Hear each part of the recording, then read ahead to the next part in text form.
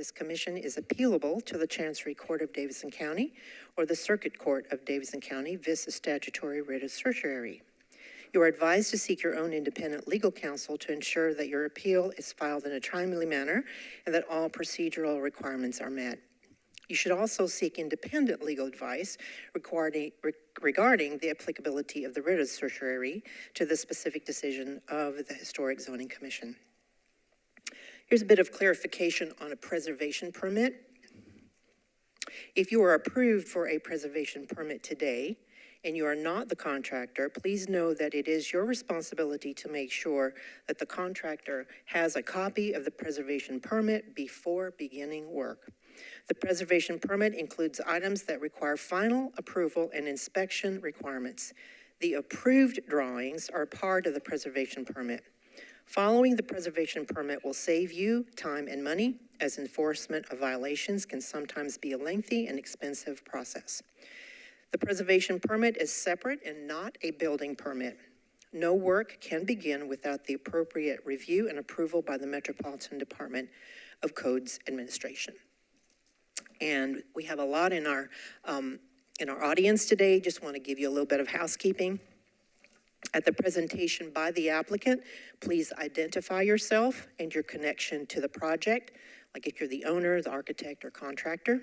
And during public hearing, which is after, and you'll hear the process, and if you want to come up to the podium and speak, please specify the project and identify yourself as well. Because this is public hearing, we want to make sure that we've got everything down. Okay, first on our agenda is adoption of the agenda. And Ms. Ziegler, do we have any changes? I believe first will be the adoption of minutes. Okay, that was number 2, but okay. We'll do that. We'll switch up. Adoption of the October 16, 2024 minutes. I move approval. Okay, Commissioner Mayhaw's made a second by Commissioner Cotton. All in favor? Okay, seeing none opposed, that motion passes. All right, changes to the agenda. Thank you. 2806 Natchez Trace has requested a deferral, and 1301 McKinney Avenue was revised for administrative permit. So if you approve the revised agenda, 31 and 32 will not be on the agenda. Okay. That's the changes. I move for approval of the revised agenda. Vice Chair Stewart and Commissioner Smith has made the second motion. All in favor? Aye. Okay. Seeing none opposed, that motion passes. Also, do we have any council members here to present this afternoon? Okay. We always thank them for their service as well.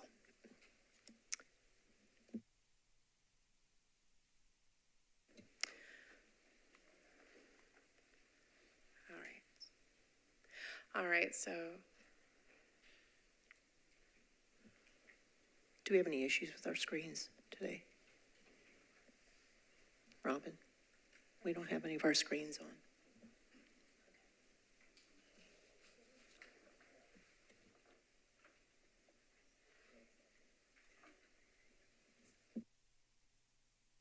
Thank you for giving us a moment.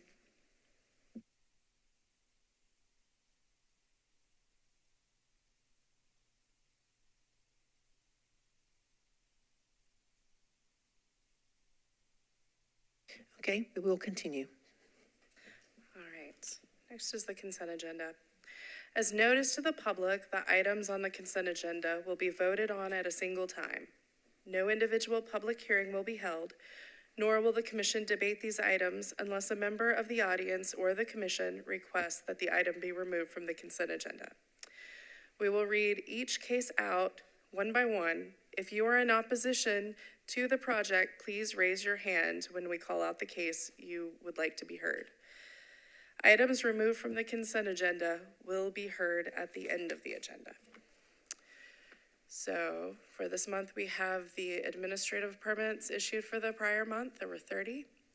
1930 19th Avenue South, new construction of an addition. 2220 30th Avenue South, new construction of an addition with a setback determination. 1306 6th Avenue North, new construction of an addition. 4511 Elkins Avenue, new construction of an addition. 215 Falls Street, new construction of an outbuilding.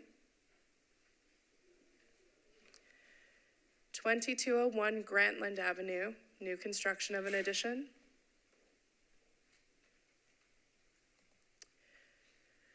194 Kenner Avenue, new construction of an addition with a setback determination. 111 Mockingbird Road, new construction of an addition. 1201 Ordway Place, new construction of an addition, including partial demolition of an outbuilding. 518 Russell Street, new construction of an addition, with partial demolition and a setback determination. 504 Russell Street, new construction of an addition. 1903 Russell Street, new construction of an addition.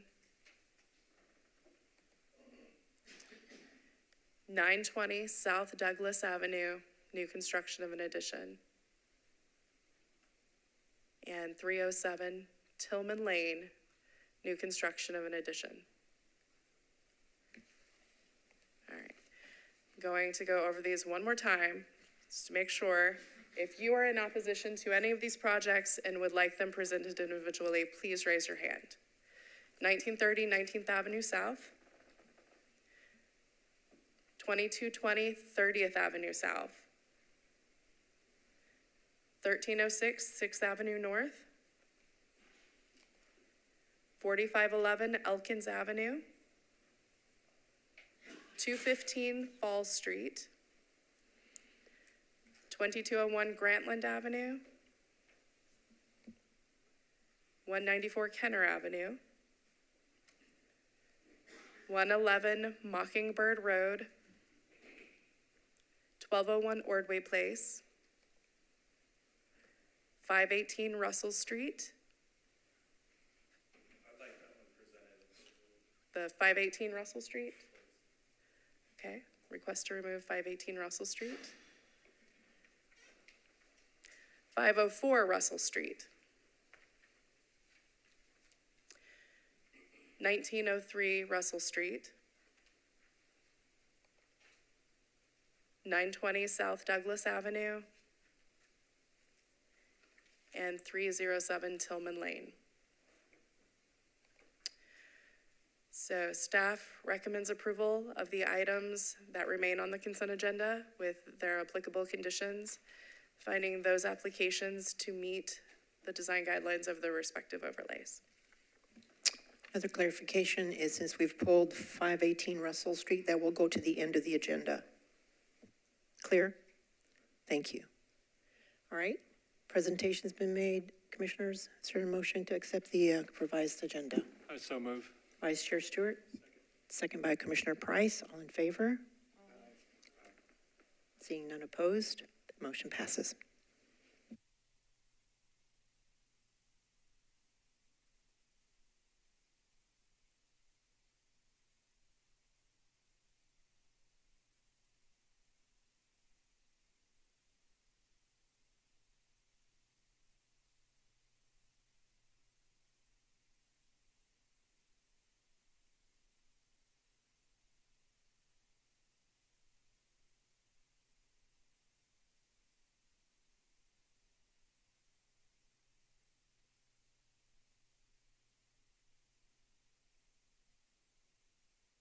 Wait, before we do the violation, then legal will read out after that. Thank you, Melissa.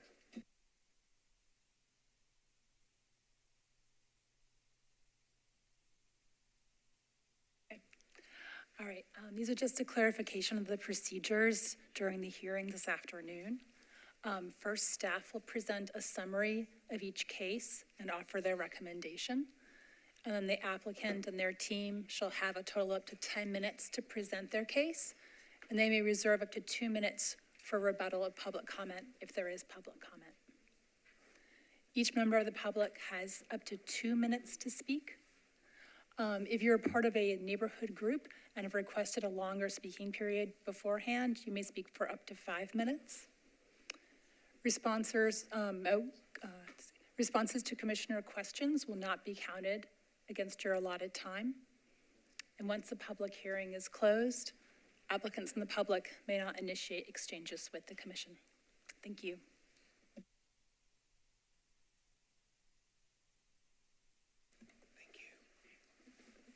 Thank you, Legal Nicholson. Thank you. I think we're all up again. Appreciate it. Okay. All right.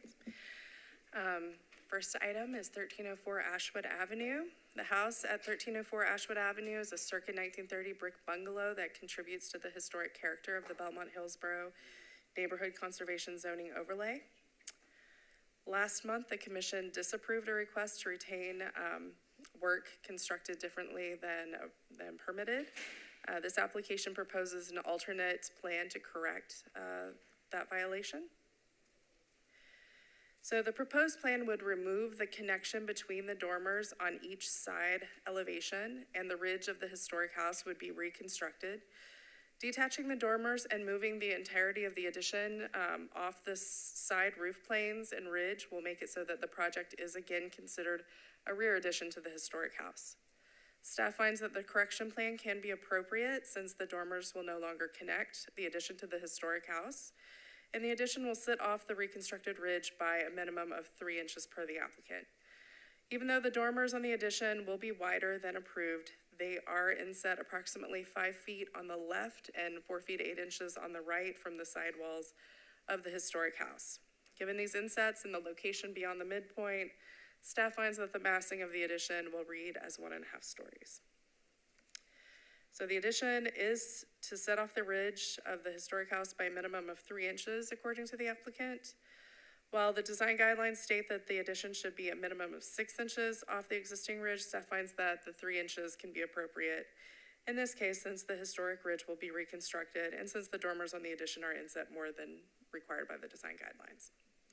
So here we have the left side elevation. You can see what was initially permitted and the correction plan proposed on the bottom.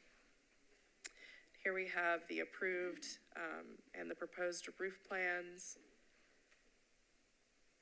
So in conclusion, staff recommends approval of the proposed correction plan for the addition with the condition that the roof of the addition sit off the reconstructed historic ridge by a minimum of 3 inches.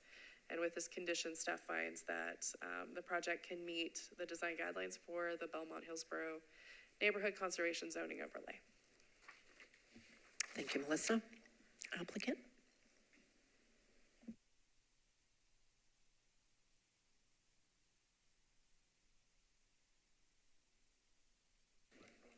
Red light, Mr. Quirk.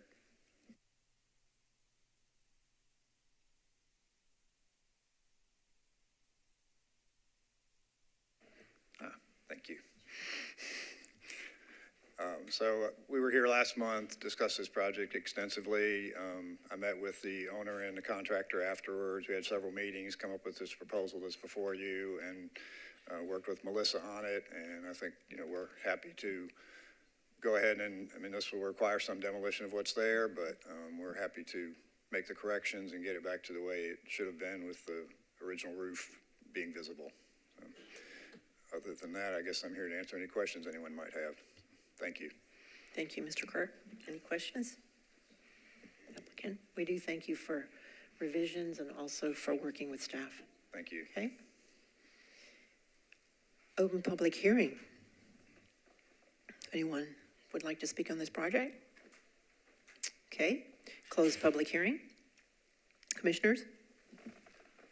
Madam Chairman, it's good to see a good outcome on this, and with respect to 1304 Ashwood Avenue, I move for approval with staff conditions. Motion by Vice Chair Stewart. Second by Commissioner Smith. All in favor? Aye. Seeing none opposed, that motion passes. Thank you very much.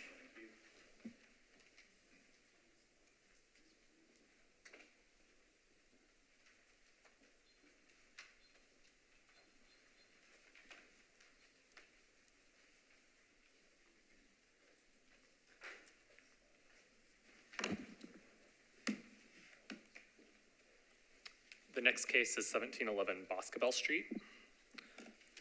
For 1711 Boscobel, the applicant requests demolition of the contributing house, arguing for economic hardship.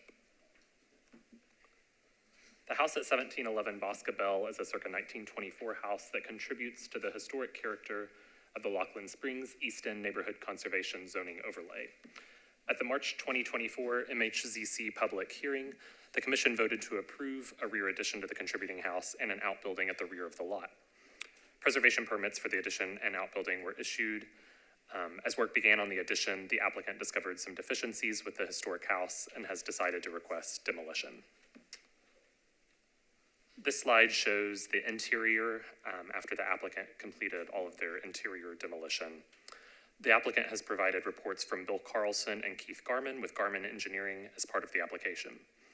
The reports discuss issues with the house such as insufficient and overspanned framing, rot and termite damage, and foundation issues. The full reports and full staff analysis of the reports can be found in the staff report. But to summarize staff analysis, staff recently visited the home and found many of these issues such as foundation concerns, rot, undersized framing, and termite damage to be issues commonly found in structures of this age. Repairs and reinforcement are often necessary, but rarely require full demolition of the structure. Furthermore, the engineer's reports provide detailed solutions for repairing the structure, indicating to staff that the structure is not beyond repair. The images on this slide show the exterior of the home as seen by staff when we first visited the site to meet about demolition. And then the applicant also removed all of the non-historic siding between that visit and a later visit, and so this is the exterior with that non-historic siding removed and all the historic siding exposed.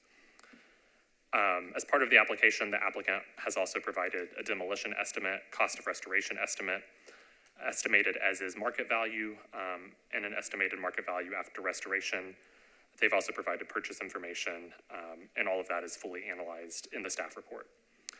Staff speculates that at least some of the issues could have been exacerbated by the excessive interior demolition of the house. While some interior demolition work may have been necessary to restore the home, removing all interior walls and supports can compromise the integrity of the structure. Furthermore, it is incumbent on the applicant to make an informed purchase. The applicant did not have an inspection performed prior to purchase, and at least some of these issues could have been discovered at the time of purchase. The applicant also argues that the existing house has no value and that only the lot has value, but staff questions this valuation. But if the applicant is correct, the applicant could have overpaid for the property. And furthermore, with the estimated market value of at least $1,825,000 after renovations that was provided by the applicant, staff finds the cost to restore this house is not an economic hardship for the property. So in conclusion, staff finds that the home is not beyond reasonable repair and that the hardship may have been at least partially self-imposed. Staff finds none of the issues discussed to be uncommon for a home of this age. And so this is staff's recommendation. Staff recommends denial of demolition of 1711 Boscobel, finding that the project does not meet section 3B2A nor 1740-420E of the zoning ordinance for economic hardship, and that it does not meet section 3B2B as the building is contributing. Happy to take questions, and Scott also is joining me up here. He inspected the home with us during a couple of the meetings on site, so either of us are happy to take questions, and the applicant is here as well. Just also to disclose that I also was on site the other day, and a couple of our other commissioners also went to visit the site. So again, for a public hearing. Is the applicant here?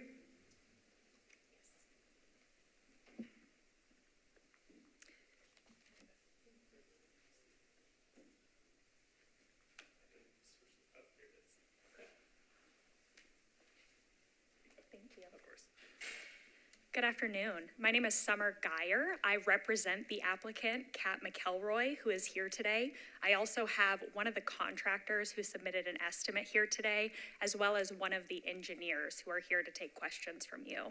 I'd like to start by thanking you for your service on the commission and for your time here today. The applicant is requesting demolition of the property at 1711 Boscobel Street. I understand that several of you have been there to inspect the property. The house is subject to a historic overlay. Obviously, that's why we're here, But the current condition of the house makes it not contributing at this time. And as the commission knows, contributory status of a home changes over time. And in this case, due to the condition of the house, it has changed. As you can see from these photos, the house is unsafe, it's uninhabitable, and it's severely deteriorated. This isn't a situation where we've got some issues with stability or maybe some errors with the foundation. This is a case where we've got severe wood rot, severe termite damage, moisture damage, and there's even issues with mold. In addition, there's also, as you can see from these photos, a sag in the roof. And as the engineer has pointed out in his report, these issues with the roof are going to make it extremely difficult to repair the home in any way. You can also see in this photo that says item 3, item 4. In that corner that you can see in the photo, you can see that the house is actually below grade in the ground. So there is no longer a footer under there. The house is below grade, essentially sunken into the ground. And there's no access to the crawl space whatsoever. In order to make the repairs necessary for this house, what the contractor is going to have to do is quite literally lift the house up, make the repairs under the foundation and the grading, and put it back down. And as you can see from the estimates we provided, the cost to lift the house alone is $20,000 to $26,000. Additionally, we can all understand the risks with lifting up a house in this condition and putting it back down. There's a great potential that this would cause even more damage to the house, but there's really no other option for my client to fix it. Here's a short slide that compares the estimates that we've provided to repair versus to rebuild. You can see from these estimates that the hardship is upwards of $100,000.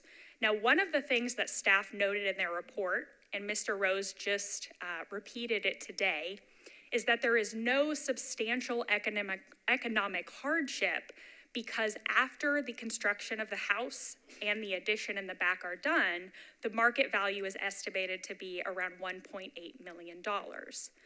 But this isn't a situation where you've got a developer who's going to flip the house. Mrs. McElroy and her family plan to live in this house as their primary residence. So they are not going to pay these costs and then turn the property around and make a profit. They want to live here and they want to stay here forever. It's also important to note that the cost I have up on the screen, that's not for the full construction of everything. That's just to repair or replace the foundation and the framing. So there are obviously additional costs that the owner will incur to turn this into the home that she and her family are going to live in. Another thing the staff noted in their report, and Mr. Rose brought up today, is that the condition of the house may have been somewhat self-imposed due to the demolition of the interior. He mentions that there might have been some over-demolition. And I just want to be clear, and the contractor is here to discuss this today if necessary, that all of the demolition done on the inside was done as requested by the architect, and all the bracing was done essentially as needed for the interior. So there was no ill intent or negligence on behalf of the contractor when it was demoing the interior of this building. The next thing I want to talk a little bit about, I went back and watched a lot of videos of the commission when these types of applications are before you. And one thing I noticed that you all really took into consideration was the buyer's knowledge of the house beforehand. And I think many of you actually use the words buyer beware. In this case, there was no inspection of the house beforehand, that's true. But Mrs. McElroy did know the general condition of the house before she purchased it, and she planned to renovate it. She planned to repair it, not to demolish it. She didn't just come up here at the first glance. She wanted to repair it, to replace it. Repair or renovate it because she knows the significance of the historical house.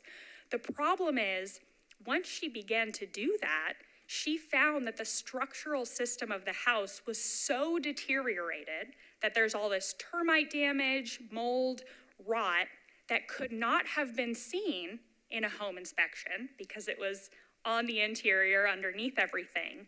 And so now she comes before you, having already attempted to renovate and repair the house, asking for demolition. I put this last slide up here because I think it's important for you to know who the applicant is in this case. Mrs. McElroy has bought and renovated or repaired several historical houses. She currently lives in a historical house, and this is the first time she's ever come before the commission asking for demolition. She has always been able to take those historical houses that she's purchased and renovate them or repair them without the need for demolition. So she does not take this lightly. This is a situation where she now knows the only reasonable thing to do here is to demolish this house and to build it back up. Mrs. McElroy was born and raised in Franklin, Tennessee. She works at Pinnacle Bank, which we all know was founded in Nashville. She is a member of the Next Generation Heritage Foundation, which I'm sure you know is responsible for preserving historic homes and commercial buildings. She helped raise millions of dollars to save the Franklin Theater in downtown Franklin, and she graduated from the Battleground Academy in 1997. I say all of this to tell you that the applicant today, again, does not take this lightly. She knows historical homes, she's renovated them, she's repaired them, and she's asking you today for demolition because she knows it's the only way that she can take this home and turn it into the historical home it was when it was first built. Does the commission have any questions for me or for the applicant, the contractor, or the engineer at this time? All right, I would reserve my remaining time for rebuttal if should there need to be. Yes, thank you. Thank you. Appreciate your presentation. Okay. Open public hearing. Close public hearing.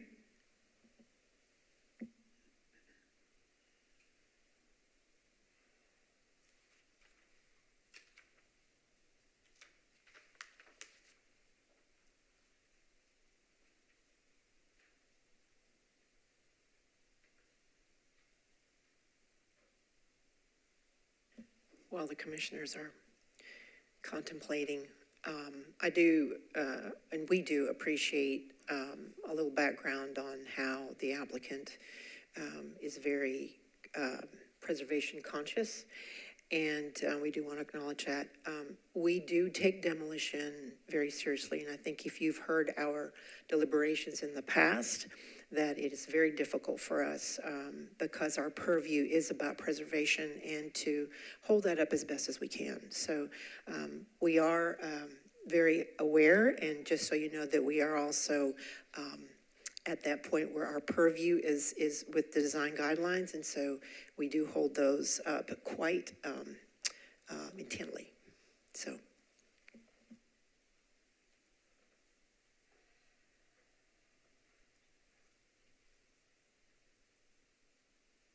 I suppose I'll get us started. I appreciate the applicant's presentation and the owner's experience with other historic homes in the neighborhood. I think that this home was, prior to the extensive interior demolition, not unlike many, many homes in Edgefield, Lockland Springs, all of our conservation and historic preservation districts that other owners and builders have successfully renovated. I do believe that the staff recommendation is right on, that this was a repairable, renovatable home, and should it'd be much more difficult based on the actions of the applicant thus far, considering the extent of demolition on the inside. All of the structural issues that are mentioned by the applicant are common throughout the neighborhood. We routinely see renovations of similar homes here with additions and upgrades. So it's a hard pass for me on the demolition. And I'm not going to go line by line to rebut every point made by the applicant, but this is, as the chair just shared, one of our most important mission is to filter out what are acceptable demolitions in our overlays versus unacceptable. And Generally, when we've approved demolitions, it's because it's just so obvious that water has been getting in through the roof and the structural system is just beyond repair. And in this one, I don't think that that's the case. So that's where I am. Thank you, Commissioner. You know, having done houses myself and being involved in historic preservation, I agree with the structural reports that these are things that are found in typically in homes of this age. And the structural reports that are given here outline repairs that are reasonable repairs that are achievable and can be done. I do disagree with the applicant's contention that it's not a contributing home. We do not review the interior of homes. It's only the exterior. The exterior of this home is in practically the existing condition that was shown, with the exception of a dormer not being there, that the historic home had. So it is still a contributing home. I drove by today for the second time and appreciate the contractor taking off the siding on the outside. And I was amazed at how intact the original wood siding is on this home. It's in much better shape than the siding that was on my house, and I think on many of those that we see. So I don't really see any justification based on the evidence provided for granting a demolition permit. Vice Chair and also Commissioner, I know if you have other comments to Commissioner Smith, but I too went by again the second time and was pleasantly surprised on how conditioned the original siding was. So I concur with Vice Chair Stewart as well.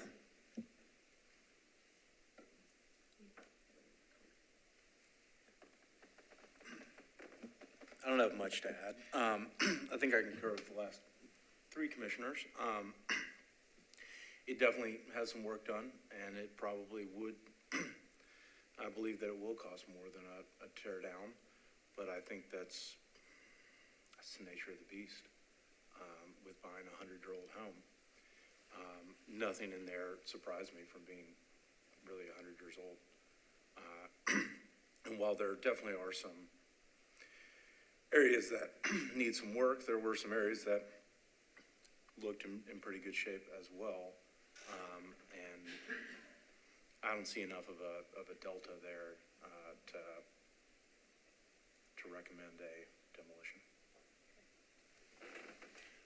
I would like to mention one other thing. We not typically, but more often than we should, we see projects that come back to us as violations, because the structural engineering that was done 100 years ago is not the same as the codes require today. And so the members are thicker and deeper, and that changes floor-to-floor heights. And what we have here is a structure that the outside is the historic part. It's the contributing part to the neighborhood. So as the owner, architect, and contractor go into this, I would encourage you to look carefully at those structural components and not say, gosh, we need to raise this another 2 feet because we need more structure. Make sure that you work with staff before any of those changes are made to drawings. So, but with respect to 1711 Boscobel Street, I move for denial of this demolition permit. Vice Chair makes a motion. Is there a second? Second. Second by Commissioner Price. All in favor of the motion? Okay. Seeing and hearing none opposed, that motion passes. Thank you, applicant.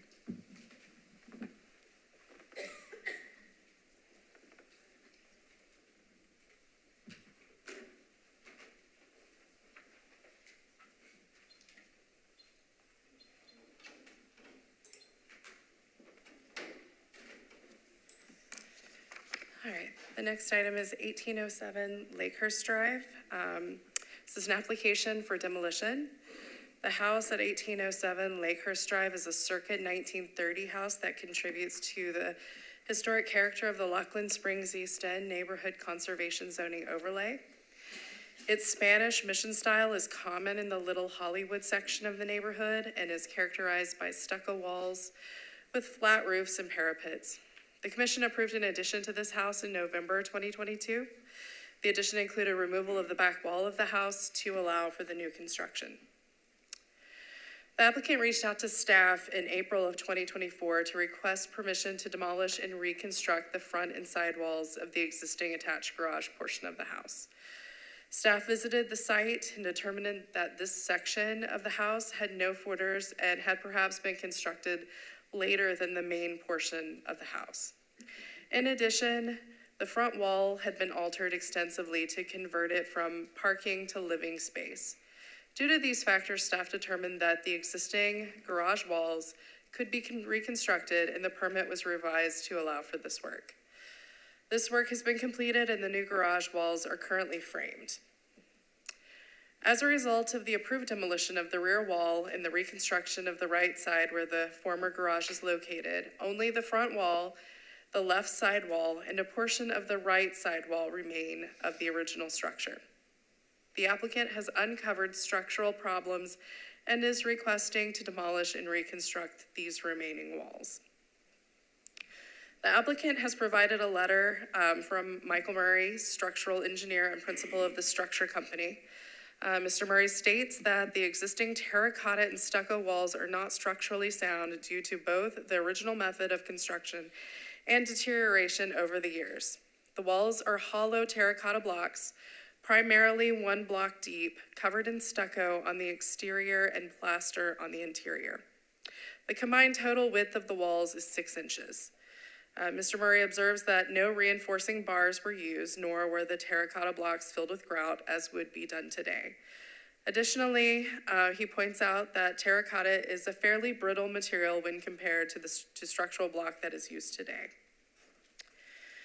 It's also noted that in addition to the terracotta, stucco and plaster are also brittle materials, which leads to shrinking and cracking over time.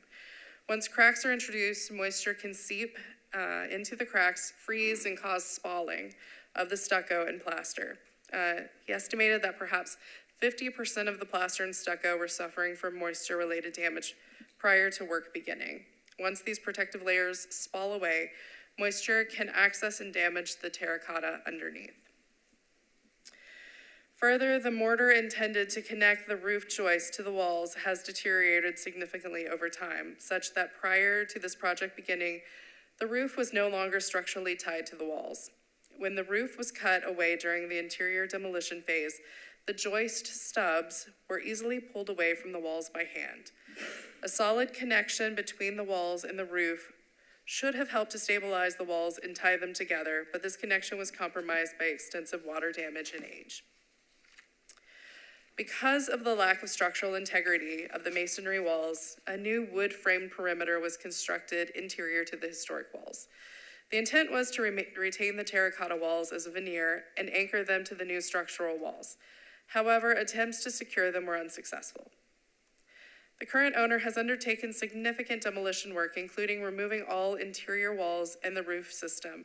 This work has certainly not improved the structural integrity of the building. However, staff finds that the structure would likely be compromised regardless of the actions taken over the past 2 years. This is due to the original method of construction, the lack of integrity of the roof-to-wall connection, moisture damage to the structure over the years, and the brittleness of the terracotta and mortar. While it is incumbent on the owner to make an informed purchase, in this case, much of the conditions were not discoverable until work began.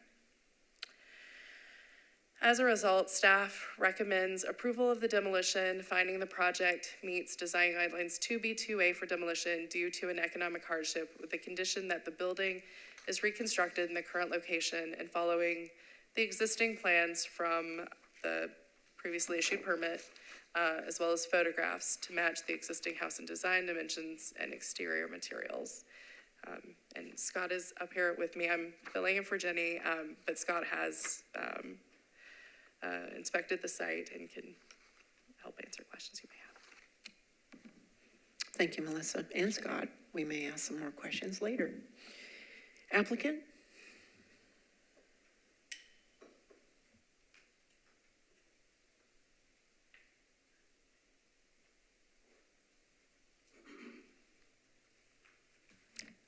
Hello, my name is Patty Fonseca. I'm with Pfeffer Road Architecture. Fonseca, F-O-N-S-E. Yeah, F-O-N-S-E-C-A.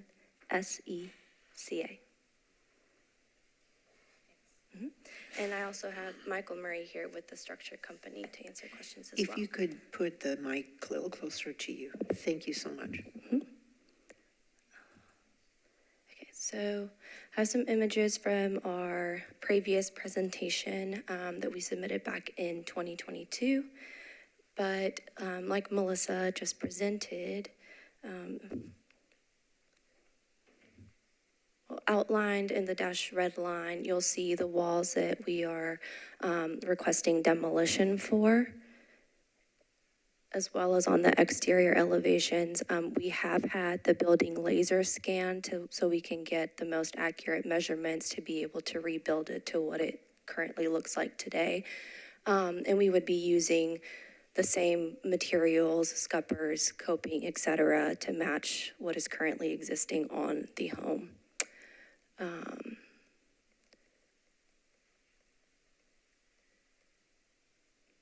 These are the images from the structural report that Melissa was referencing.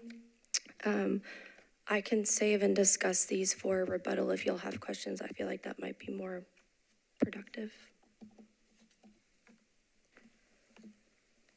Commissioners, do you have any questions at the moment? Okay.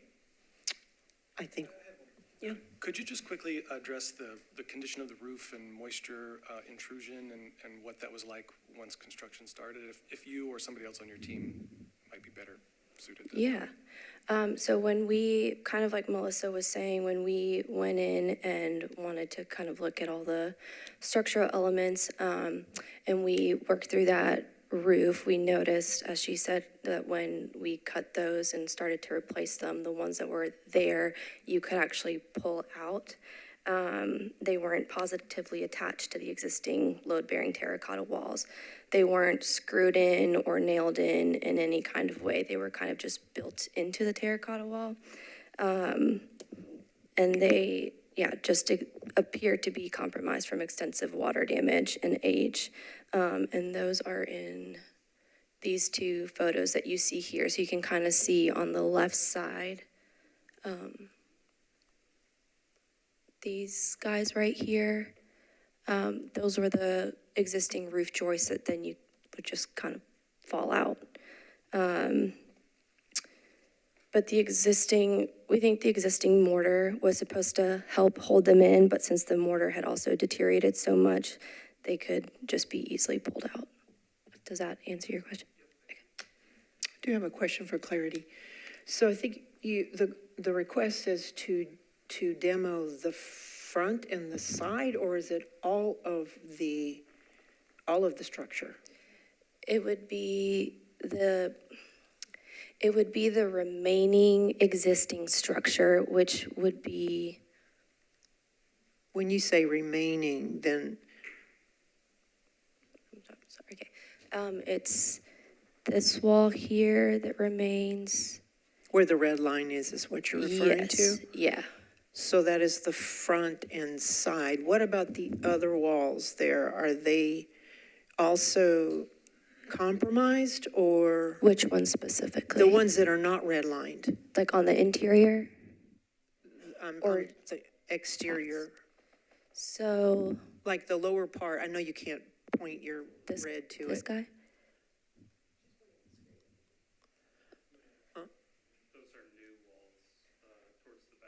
This is all the new addition that was approved back in 2022. That's new addition? Yes. Okay, and you're going to keep that? Yes. Okay. Yeah, that has I just been wanted to framed be and clear that it wasn't the full demolition. No. It's the first front and side. Mm-hmm. Okay. Okay. All right. Thank you.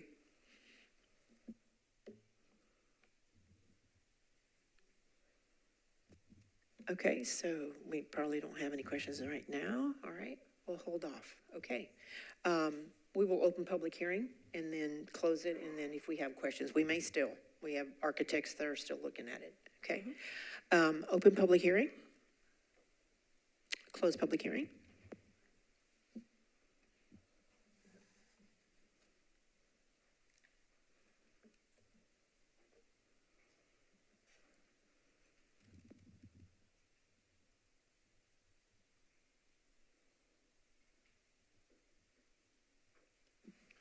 It looks like you've been through quite a journey with this structure, so I don't envy the process, that's for sure.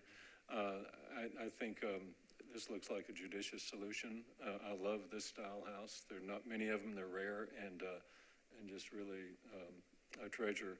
And I think the commitment that you're giving to rebuild in exactly the same configuration, the digital scanning that you did, gives me some assurance that we're going to wind up with what we had before. And That's the goal. Except it'll keep the water out and be structural. You won't have to worry about the ceiling falling in on you. So I'm in support of this. And I'll add that the reason I asked your question is to sort of establish the difference between this request and the previous one is that here we're dealing with what I consider like a fatal flaw in the structure that's not only the original construction methods, but also the intrusion of water over time and how much damage that can do. My one concern is that there, as Cyril said, the few remaining little Hollywood homes, of which this is one, I'm sure they were, I think probably all built by the same builder, or they probably all have this problem, so I'm a little worried about going forward what people will find, but hopefully others have been roofed and repaired better than maybe than this one over time. So yeah, I echo Commissioner Stewart and can support this one. The design is quite compelling. Thank you. Okay. Yeah, I, for one, appreciate the diligence that in your presentation about this beautiful property. And so if everybody concurs, I vote that we, with regard to 1807 Lakehurst Drive, that we approve the staff recommendation for partial demolition. Okay, Commissioner Mayhaw. Is there a second? Second. Commissioner Price. All in favor? Cotton, since you've been talking. Yes. Commissioner Mayhaw made the motion. Commissioner Price Cotton made the second. All right, all in favor? Aye. Seeing none opposed. All right, that motion passes. Thank you for your time. Thank you for yours and the applicants. We're looking forward to seeing the reconstruction.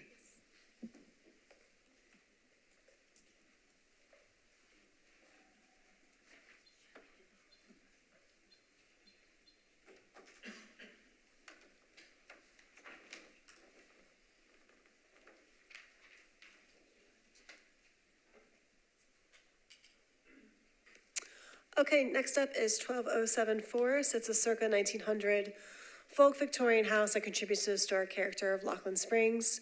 The application is twofold. One part of the application is to alter the openings on an existing rear porch and reframe the structure where needed. That meets all of the design guidelines. I'm not really going to run through it because there's really no issues. They're just altering a non-historic feature of the house. The other part of the application is to add a half story to the existing rear garage. This garage was approved by MHCC in 1996, and it has a square footage of 852 square feet. That's footprint, not interior square footage, but the exterior footprint is 852 square feet. Here's the site plan showing the existing outbuilding. It does meet the setbacks that are laid out in the design guidelines. So the applicant, again, is proposing to add a half story to the existing outbuilding, bringing the ridge height to 25 feet. Although the design guidelines do allow for outbuildings that are up to 25 feet, they also limit the footprint of outbuildings on lots of this size to 750 square feet. And again, this one's 852 square feet, so already the footprint is over 100 square feet, yet larger than what would be allowed. Here are the other elevations. So staff finds that it's not appropriate to add additional height and a half level to the existing structure because it will take a building that is already does not conform to the existing design guidelines because of its size and make it even larger. The resulting outbuilding will be out of scale for the lot and the surrounding neighborhood. Staff finds that the proposed additional height for the outbuilding is only appropriate if the outbuilding's footprint is reduced to be no more than 750 square feet. This is consistent with other cases where applicants were told they could not add a half level to the outbuilding's footprint if the footprint of it was already over the allotment. So in conclusion, staff is recommending that the footprint of the outbuilding be reduced to no more than 750 square feet if they'd like to add a half level. questions to Melissa? Okay, thanks, Melissa. Applicant?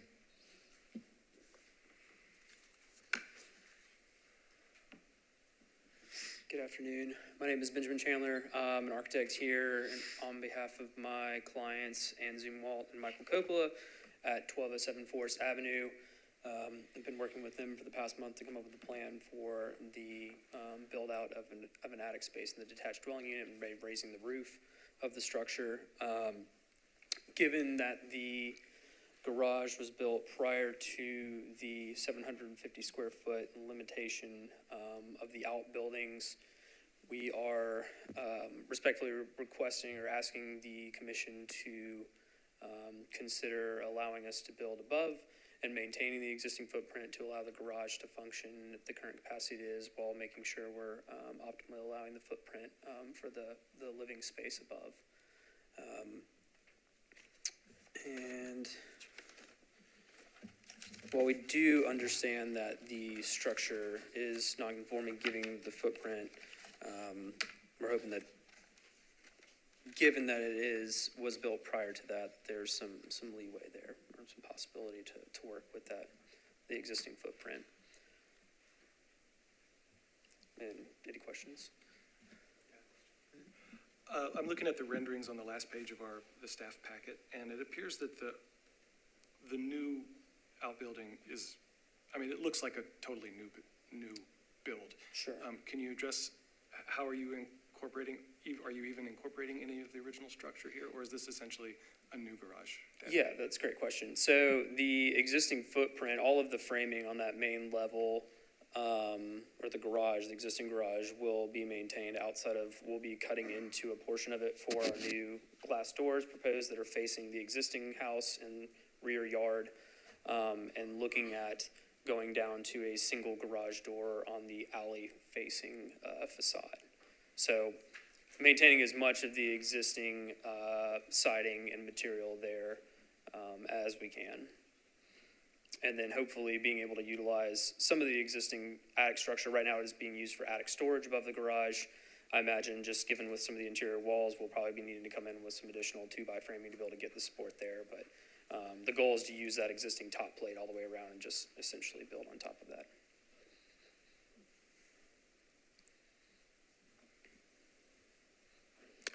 We may have questions later, so hang out. Yes, ma'am. Okay. Open public hearing. Close public hearing.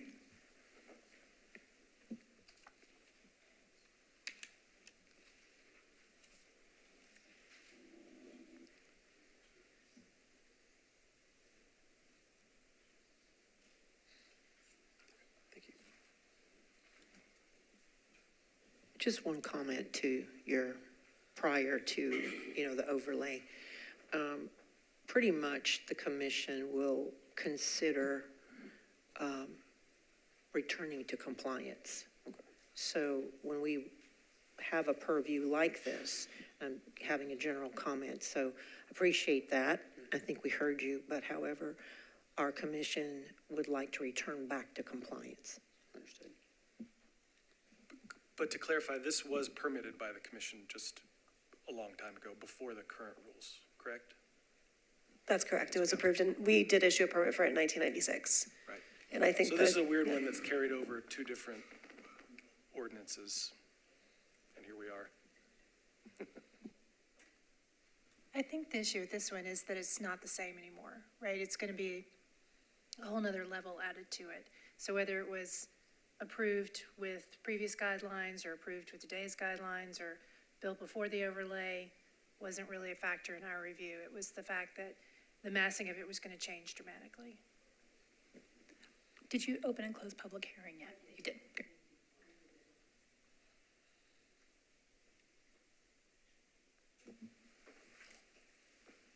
I don't have a definitive comment, but I'm somewhat inclined to give a little bit of grandfathering credit, given that it seems like they've played by the rules the whole time.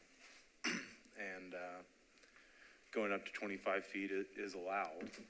I mean, they're not asking, they've never asked for a variance. They did everything by the rules. and to go back and say, well, the rules changed and you gotta cut it down, which is, I think, within our purview, but I think we see a lot of outbuildings that were built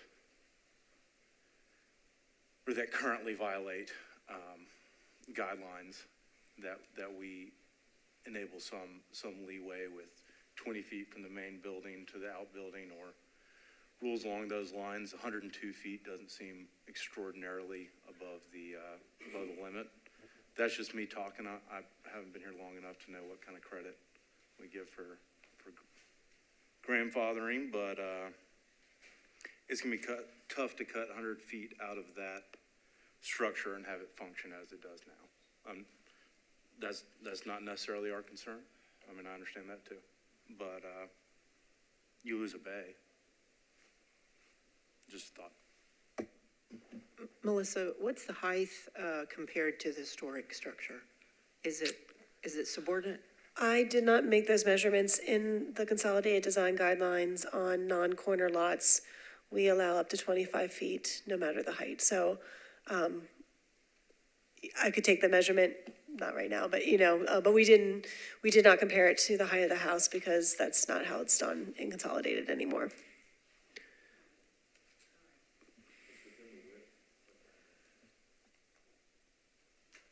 Clarity on the consolidated. Mm-hmm.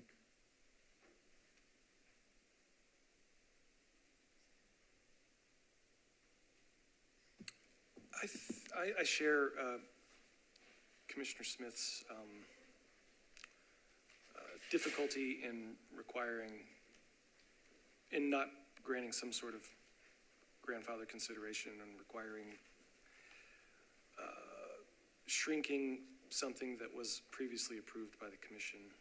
This is not likely to come up very often. I can't remember another situation like this where an outbuilding from the 90s we had to reconsider now because all of a sudden its footprint is too big for what wants to be done. So I'm not really sure what the answer is. I'd like to hear some other opinions. But I'm inclined to, because of this unique situation here, to listen to the applicant's request. You know, I share prior commissioner's comments about, that this has not been a violation. This has not been something that's exceeding the height that's allowed for this particular area. Having just done a similar project at my own home, it is a massive undertaking. It sounds simple to put an apartment on top of a garage, but there wasn't anything simple about it. And I can't imagine had I wound up having to reduce the footing, reduce the slab, and put in new footings and all that, it would have made that much more complex. I think in this case, because it is an existing structure, and I don't think we're going to see many of these, then I tend to support this as well. Just as a caution, is that when we come up with another applicant that comes before this, that we're clear that we've made this sort of an exception. And we need to be real clear on why we have. I think you have. I think you've expressed some. I want to be mindful of how staff, Ms. Ziegler and Ms. Baldock, are we giving you enough information to say when an applicant comes before you that we have good standing?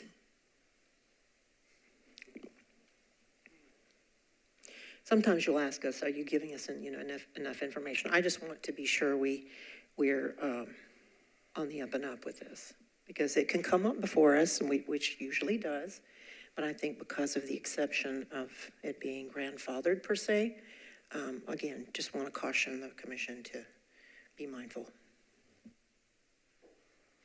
Just for the record, I think staff probably made the appropriate by the book call here. I mean, I think their recommendation is what their recommendation should be.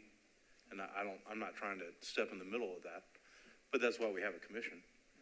And I think was that their first ask as well meets every guideline. It's not even worth considering. And, I think this is someone who's working within the rules. And I think the other is a punitive action that I mean, it's not malicious, but like it is asking, you know, for a change. I think in this specific case, because it had been approved at its correct time by the commission, that there's some leeway be extended. Okay. When somebody makes that motion, please be clear. Okay? And I do think, I don't know that grandfathering is the right word to use here.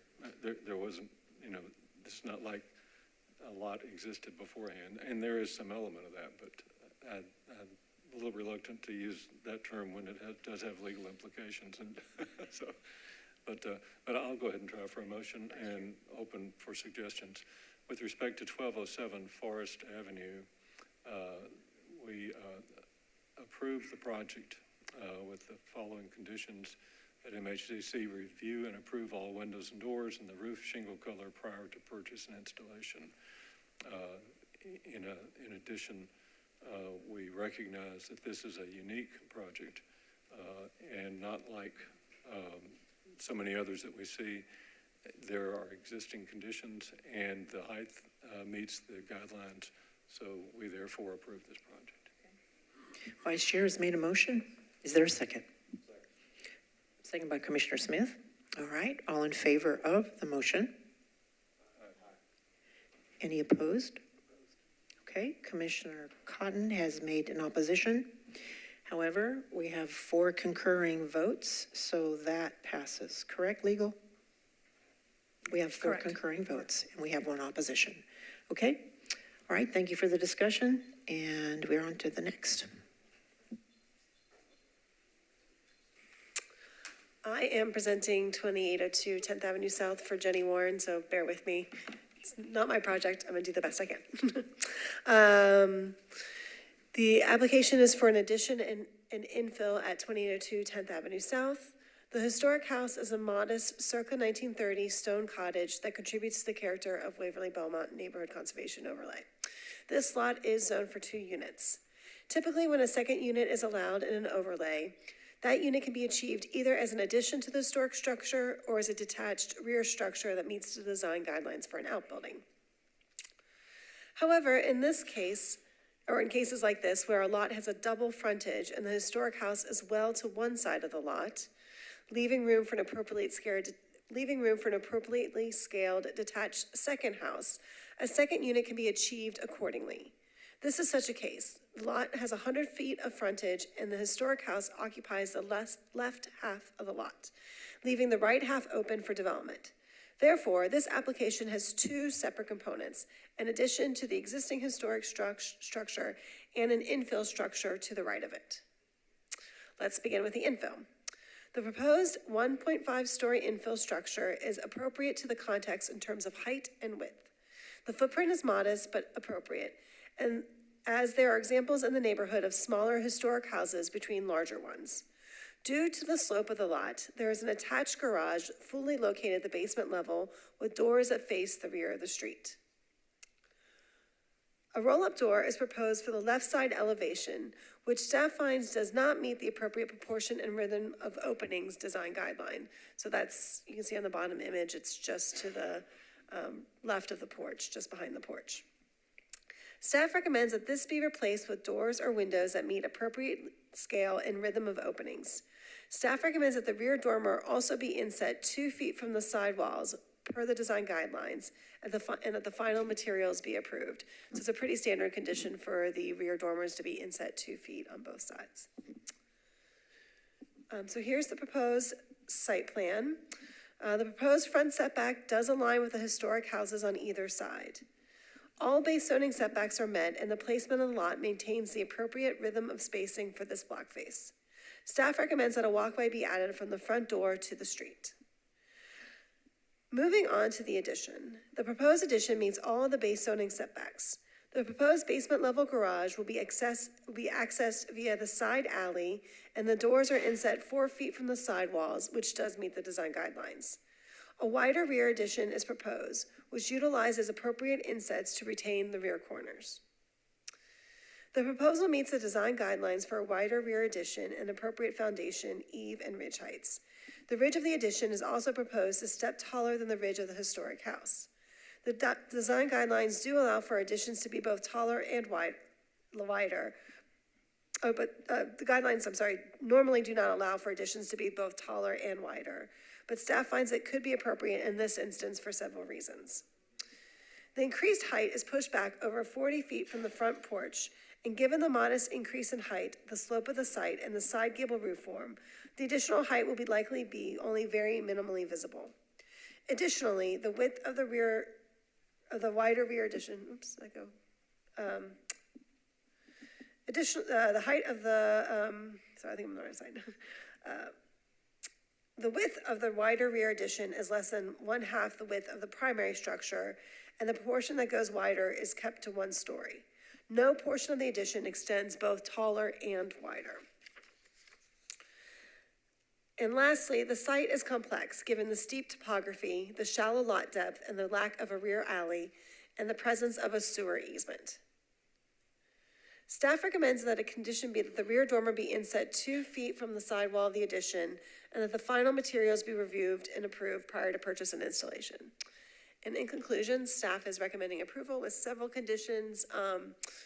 Many of these are kind of standard, but the ones that are not standard are the walkway from the porch to the street, the dormer on the infill be inset 2 feet from the sidewall, the roll-up door on the infill be removed, on the, kind of towards the front by the porch. For the addition, that the dormer be inset 2 feet from the side walls, and then everything else is kind of our standard conditions. And the applicant is here. Thank you, Melissa.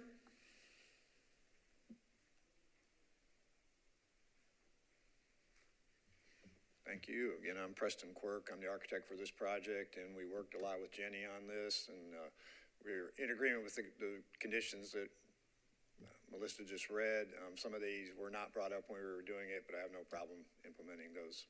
There's like 3 corrections: the roll-up door, the dormer inset, and the sidewalk. So if there's any other questions, I'm happy to answer questions. We appreciate that. Thank you, Mr. Kurt. All right, open public hearing, close public hearing. Commissioners, up for the vote. I think this is a clever plan for a difficult lot and looks like a great project, so I'm in support of it. Sure. With respect to 2802 10th Avenue South, I move for approval of the staff recommendation with all conditions. Commissioner Price has made the motion, second by Commissioner Cotton. All in favor? Okay. Any opposed?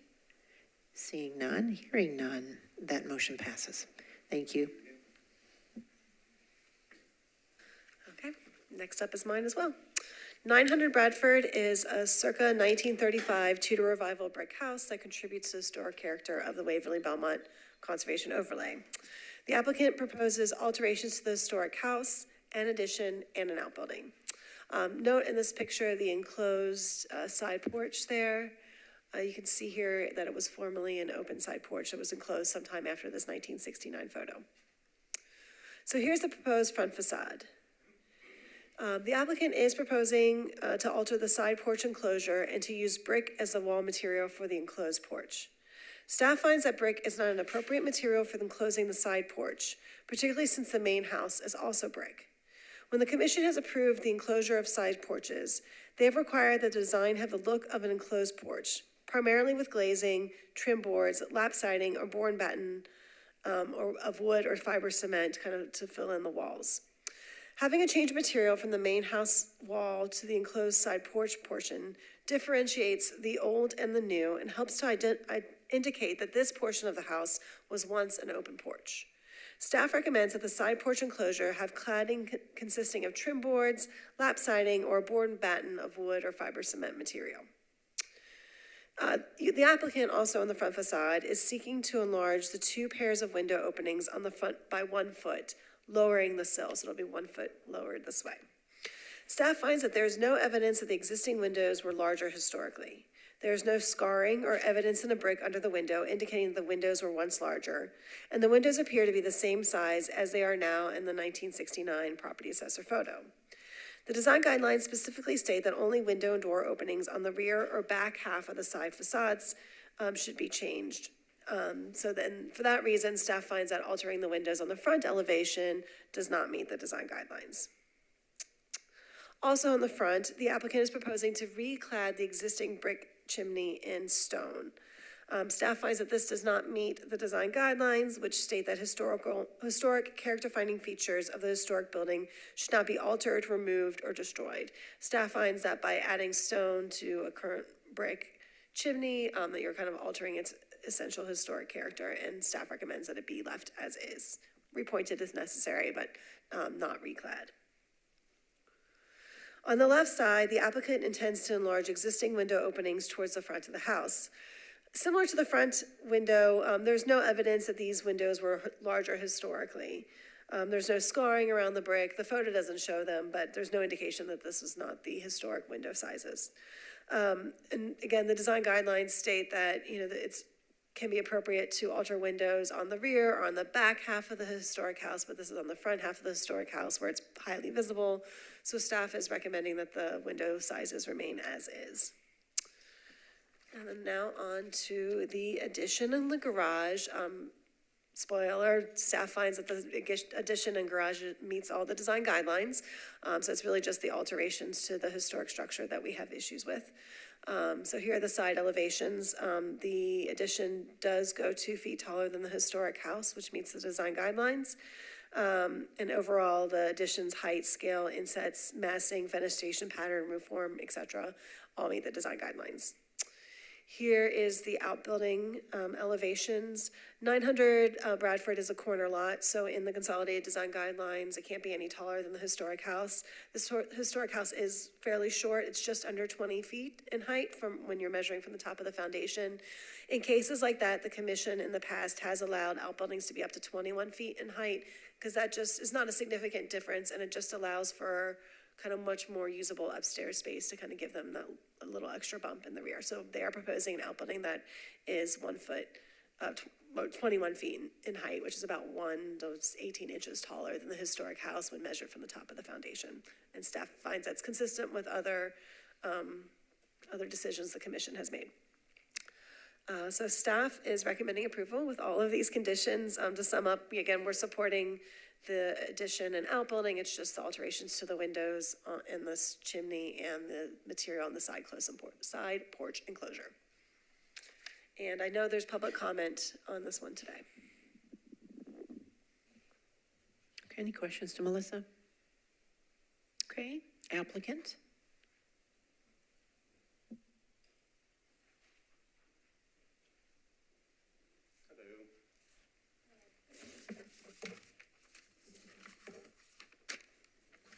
Can you all hear me okay? My name's David Romagno, and I'm with LMS Homes. I am the general contractor representing Miss Allison, who is here with me today also on this project. Will Jenner is the architect who worked on this project for us.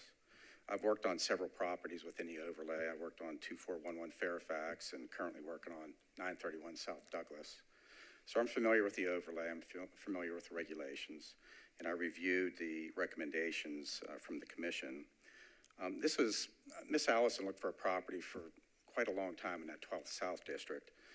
She was looking for something that she could preserve the integrity of the historic significance of the area. She wasn't looking to tear anything down or build one of these tall and skinny. She likes that architectural style. This one here, being a 1930s Tudor, it had some cool design elements to it, but also some other elements that weren't consistent with some of the other properties in that 12th South District. One, to me, the size of those front windows are very short compared to a lot of the other structures. There's many examples in that neighborhood where the windows are much longer than the 1 foot that we're recommending or suggesting to do. And then the side porch, although it was originally squared off, there's many examples of arched side porches with the brick. And that was the reason why we were asking for that concession in preserving this structure. All the other elements that were recommended that we not do, we're okay with that. It was just some of these additional concessions that we're looking for, especially with the larger windows. I think it would add a lot to the community and architecturally add to the historic significance of the neighborhood. Just to clarify, So on the recommendation, it's number 3 and That'd be number 3, and then the number 5. number 5. Anytime I work on anything, I've been building for many, many years since I was 13. Anytime I work on a structure as a contractor, I try to make things not look like it was added to. I try to make it look like it was always part of that structure. And so I struggle a little tiny bit with doing additions and making it intentionally look like an addition. You know, I wanted to try to blend into that neighborhood to look like all the other structures. And this being a corner lot, which she was real happy to be able to grab a corner lot like that, it has high visibility. And from an architectural standpoint, I think the larger windows will definitely add a lot more to that structure.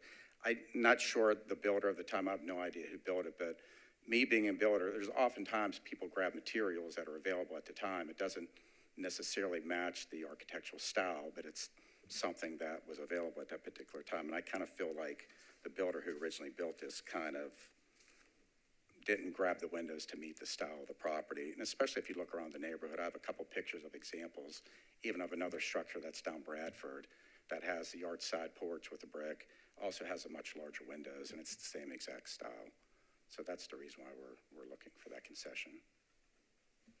Thank you again. You're welcome. Thank you. Okay, we might ask you some other questions. Please. All right, open public hearing. Yes, please. Yes. We have 2 coming, so please come to the front seat so we can hear you well.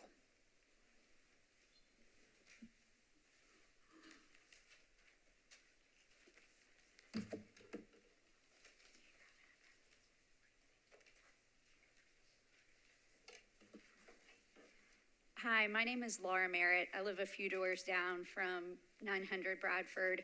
I am here and my concern only relates to the location of the detached garage. I also would want the bigger windows and I think they look nice. As you may or may not know, my husband and I have filed a lawsuit against Metro and the owners and developers of a property at 855 Bradford, where the Historic Zoning Commission, through administrative approval, similarly approved a detached garage that's more than 950 square feet in footprint, located 5 feet from the rear property line. My concern is that that does not comply with Metro zoning requirements and the bulk setback requirements of Metro Code. I'm familiar with the consolidated design guidelines, but I want to point you to Metro Code 17.04.020 that says the requirements of zoning code shall be considered as the minimum required for the promotion of public health, safety, and general welfare. Where this zoning code imposes a greater restriction upon property than that imposed by other resolution rules, etc., the provision of this zoning code govern. The setback requirement is 20 feet for a detached garage with more than 700 square foot footprint in this zoning district. That is my concern. I think that there are public safety and other considerations about density that the guidelines do not take into consideration. And so that, for that reason, my concern is really only the location. I think that, allowing, this seems to be a recent trend of garages being pushed all the way to 5 feet, but it creates functionality concerns, contextual concerns, needless disputes between neighbors, and surprise. And so I would urge you all to reconsider that practice. Thank you. Thank you, Ms. Merritt.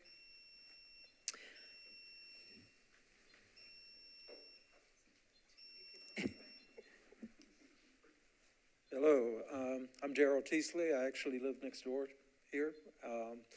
Grew up in that house next door to them. Saw all of the rebuilds and everything that was done on this. My only opposition is that, and it's also with the garage, that it's coming too far up on a neutral zone or property line. I did speak with them when they came in, and they said that they would agree to push it further down. That's the only thing I'm opposed to. And I wasn't as prepared as the young lady that came up here before, but I agree with a lot of what she said. Okay? Very well. Thank you, sir. Anyone else?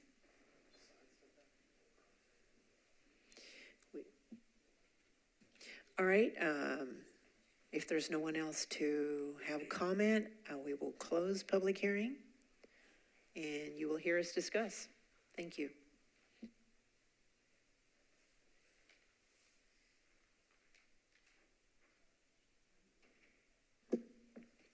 So I have a question, I think, for legal.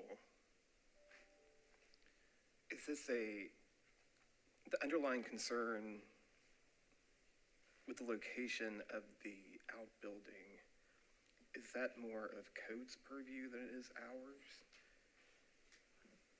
in this instance? So my understanding is that what's applicable here is 1712.020, which provides that there can be alternative standards to the regular district-built tables when you have a historic overlay district.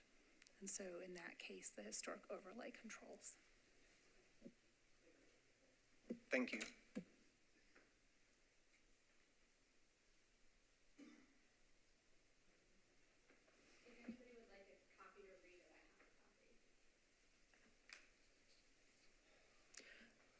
I think legal has made us aware of that, so we're going to accept our legal counsel. I think the staff recommendation captures that this is a good addition. Setback of the outbuilding aside, it meets all other design guidelines. And I guess I wanted to point out that the recommendations on window sizes and alterations on the front of the house, as well as the enclosed porch, it's a good time to kind of remember that our design guidelines are based on the Secretary of Interior standards for treatment of historic properties. And that's where, that's the foundation for and they represent best practices in historic preservation all across the country, including our districts. And one of those sort of bedrock guidelines is to preserve your historic windows and original materials as they were originally constructed. And we typically don't allow alterations to windows on the fronts of buildings.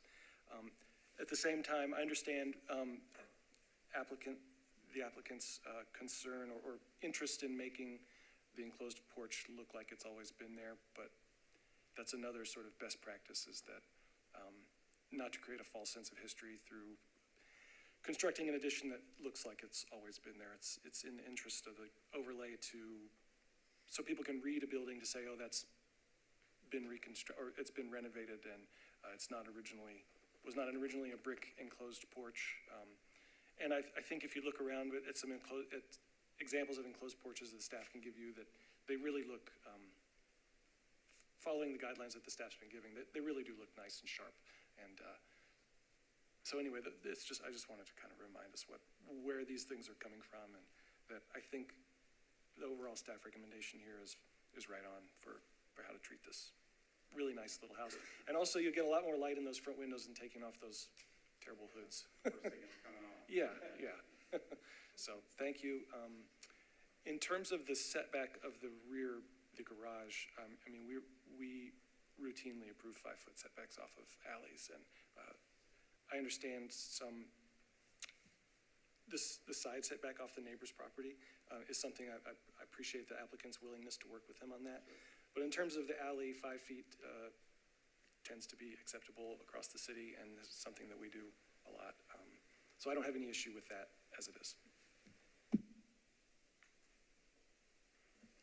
And also with the setback, we also are mindful of how public service gets around there, so we're within that purview as well.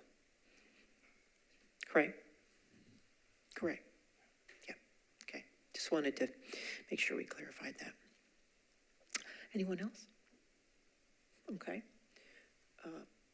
Commissioner Price, you really are very articulate today. Thank you. Are you ready? Would you like? We are. With 900 Bradford Avenue, I move for approval with all staff recommendations. Commissioner Price? Is there a second? Second. Commissioner, Vice Chair Stewart has made the second. All in favor? Aye. Okay. Any opposed? Okay. Seeing none, hearing none, that motion passes. Thank you. Thank you, applicant. Appreciate your cooperation as well.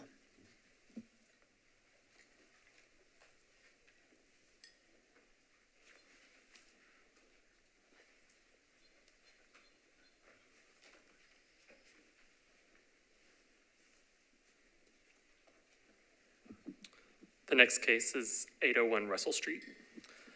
The application here is to construct multiple additions to a non-contributing structure, and the proposal requires a setback determination at the rear. The existing house at 801 Russell Street was constructed in 1970 as a commercial building, well after the period of significance for development in the Edgefield Historic Preservation Zoning Overlay. So the building does not contribute to the historic character of the overlay. An addition to the structure at 801 Russell Street and an outbuilding were brought before the commission in November of 2020 and were approved by the commission with conditions. The approved and permitted work for the property was never constructed, and so today's application is for a new proposal for an addition to the existing structure. The existing structure is a one-story commercial building that has been converted to residential. The applicant proposes to add an addition to both the front and rear of the structure. The proposed additions have a contemporary design with flat roof forms, which staff finds can meet the design guidelines in this case because the existing structure has a contemporary flat roof form. The applicant also proposes some new fencing on the property. The applicant has provided two sets of elevations, one showing the fencing, some of the fencing is existing, some is proposed. So this set shows that fencing, and then this set shows the fencing removed, just so you can see the elevations a little bit better. Staff finds the proposed massing meets the design guidelines and is compatible with the nearby historic context. The existing structure is one story, and the proposed additions range from 1 story to 2 stories in height. There's a strong presence of full 2-story houses on this block of Russell Street. These images show some of that context. The top image here shows the contributing context adjacent to 801 Russell Street, and the bottom image on this slide shows the contributing context across from 801 Russell Street. Staff also finds the proposal meets all design guidelines for building shape, orientation, and proportion and rhythm of openings.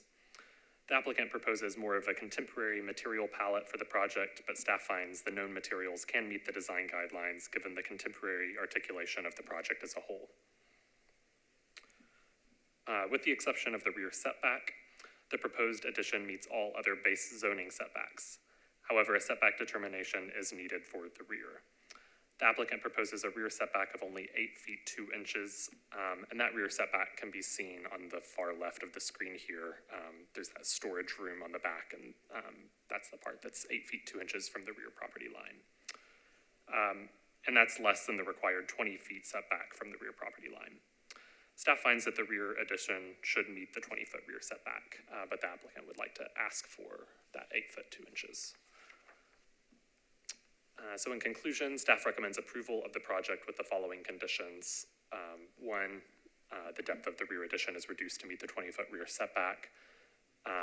2 is just a standard condition about materials, that staff reviews all final material selections for the project.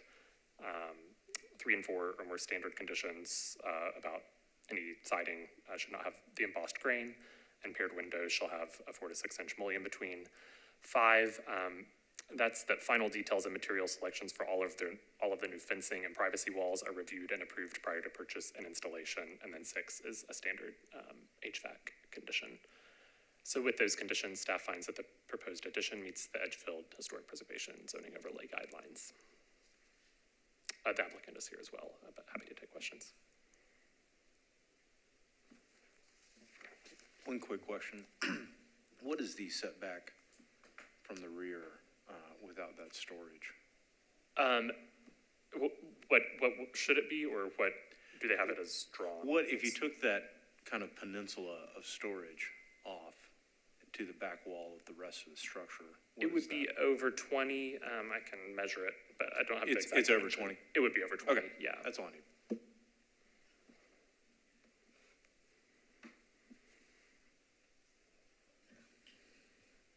Okay, applicant?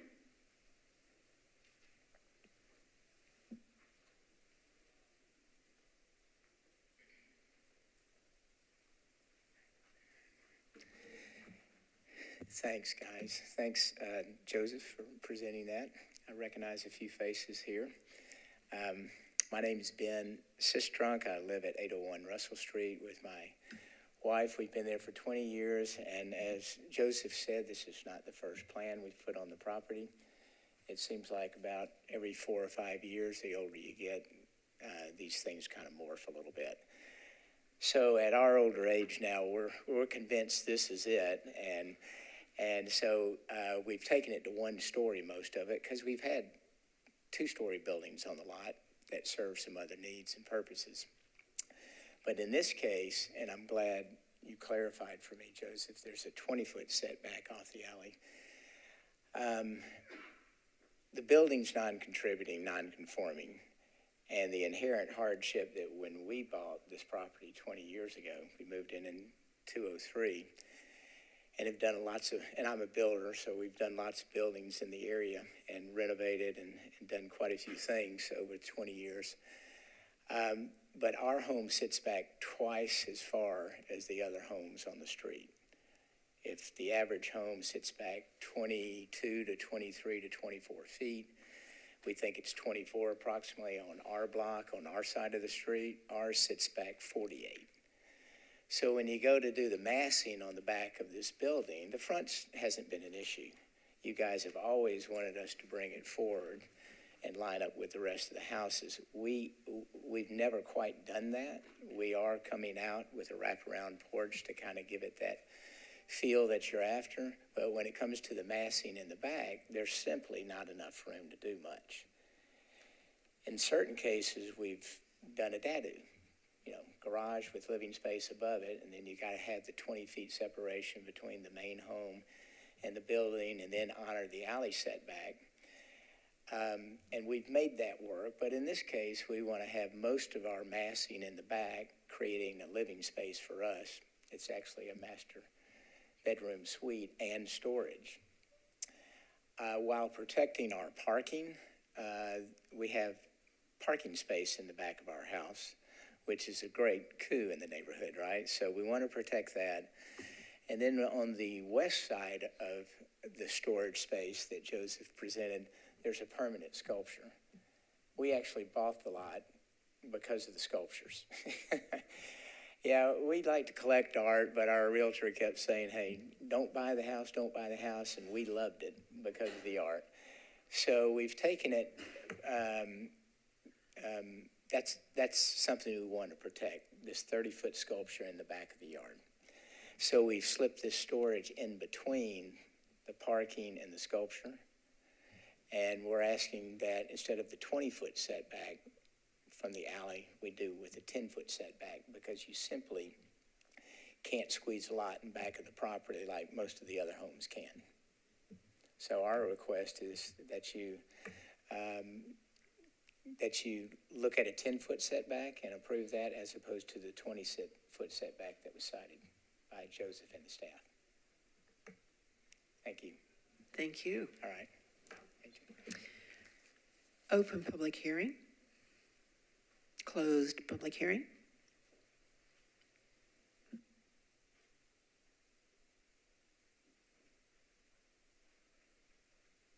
Sorry, I'm chatty today. Mr. Sistrunk, thank you for your presentation, and thanks for, I live in Laughlin Springs, and I know your house, I love it. I love the sculptures, and I always wondered who built them, so thanks for, they precede your ownership, so well, they're local artists. One of them is probably better known, Rusty Wolf. I don't know if anybody is privy to Rusty Wolf, but he's the biggest of the artists, but those were all commissioned by local artists. Mr. Sistrunk, we've closed public hearing. We've closed public hearing. I guess I asked so, yeah. My bad. Thank you. Thank you, though. We appreciate the history. I'll ask you can talk to us after on history. Thank you. I think this is a great project. I love the contemporary design and the shot of modernism into Edgefield and East Nashville, so I think it's great overall. With the setback, with the small size of the room and almost less, it's 1 story or even, it's a 1-story small addition. And if you look directly across the alley from this is a 3-story condo that's right up to the alley. And if you look up and down the alley, there's garages and dadus that are right up. I don't think that this is I think given the open nature of the lot and facing the park how it is, and how this little storage room is on the alley, I'm inclined to grant what the applicant is asking for here. Duly noted, Commissioner.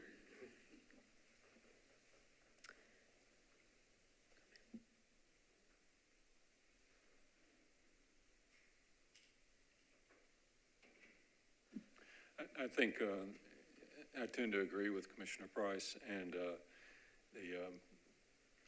one of the reasons that we look at the setbacks on the back is so that there's enough room for the car to see the people approaching, and with a 10-foot setback, that's enough to accomplish that goal. So I think 10 foot is a reasonable setback on this.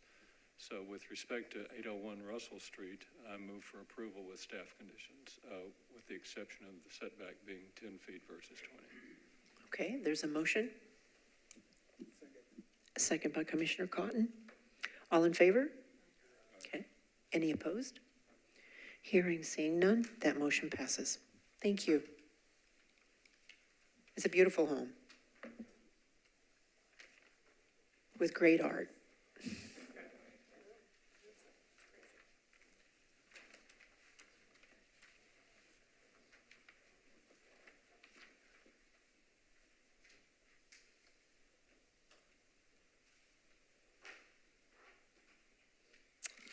Okay, next up is 1726 Fifth Avenue North. It's a vacant lot at the corner of Fifth Avenue North and Buchanan Street.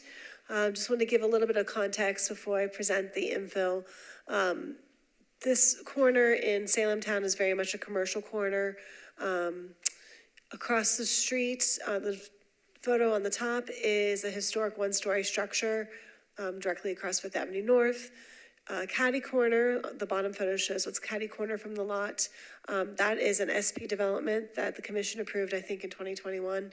It has a one-story commercial element and then two-story townhouses behind it.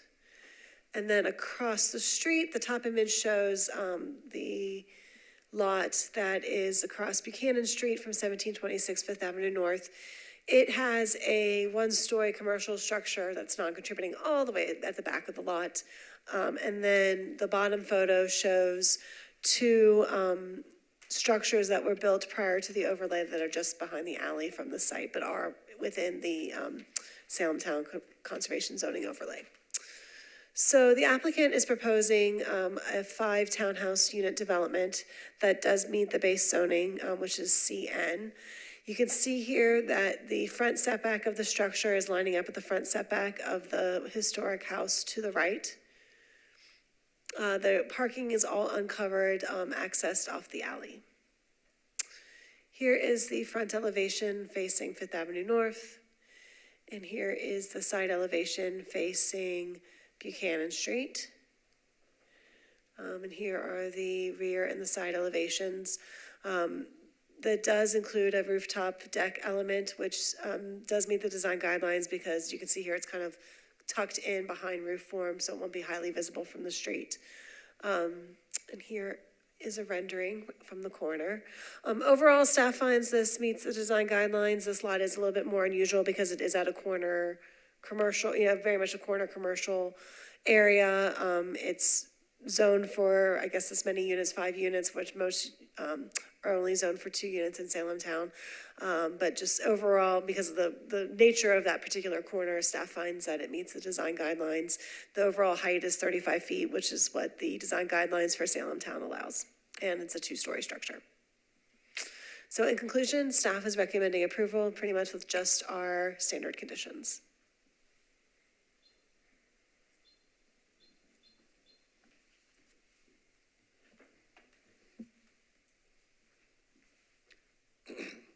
Hi, my name is Jonathan Sexton with Smith G Studio. We're the architect representing our client.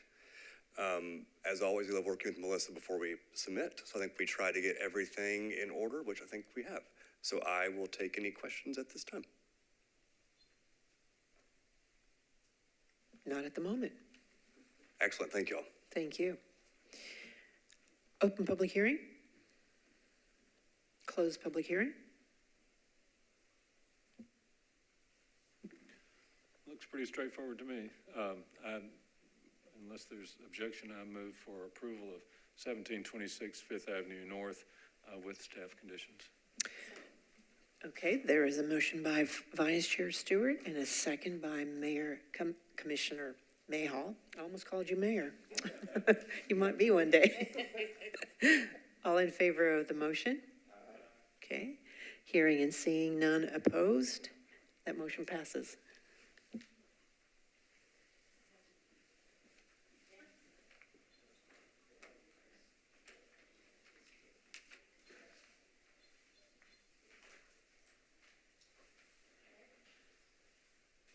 Next item is infill at 3805 Augusta Drive. So this is an application to construct a new home on a vacant lot. Here we have a photo of the site at the top, and the bottom photo includes contributing houses to the right of the subject property. The historic context of this portion of Augusta Drive in the Haynes Manor overlay includes one-story ranch houses and two-story split forms. So here's some additional photos of contributing houses along Augusta Drive that show that mix. The proposed infill meets all setbacks, and the two-story form, height, and width are appropriate for the historic context. The infill includes a side-loaded two-bay attached garage that is accessed via a 12-foot wide curb cut and driveway that extends just beyond the midpoint of the infill. The Haynes Manor design guidelines recognize that attached garages can be a characteristic of the post-war era, and staff finds that the proposed side-loaded garage can be appropriate in this case, since the garage doors are not located on the front facade, and since the lot narrows from the front of the lot to the rear, which would make the turn radius to access a rear-loaded garage or even a side-loaded garage that is closer to the rear challenging on this lot. So here's the left side elevation, which includes those attached garage doors. And the right and the rear elevation. And staff recommends approval of the infill with the conditions shown here, which are standard conditions for infill construction. Thanks, Melissa. You're welcome. Applicant?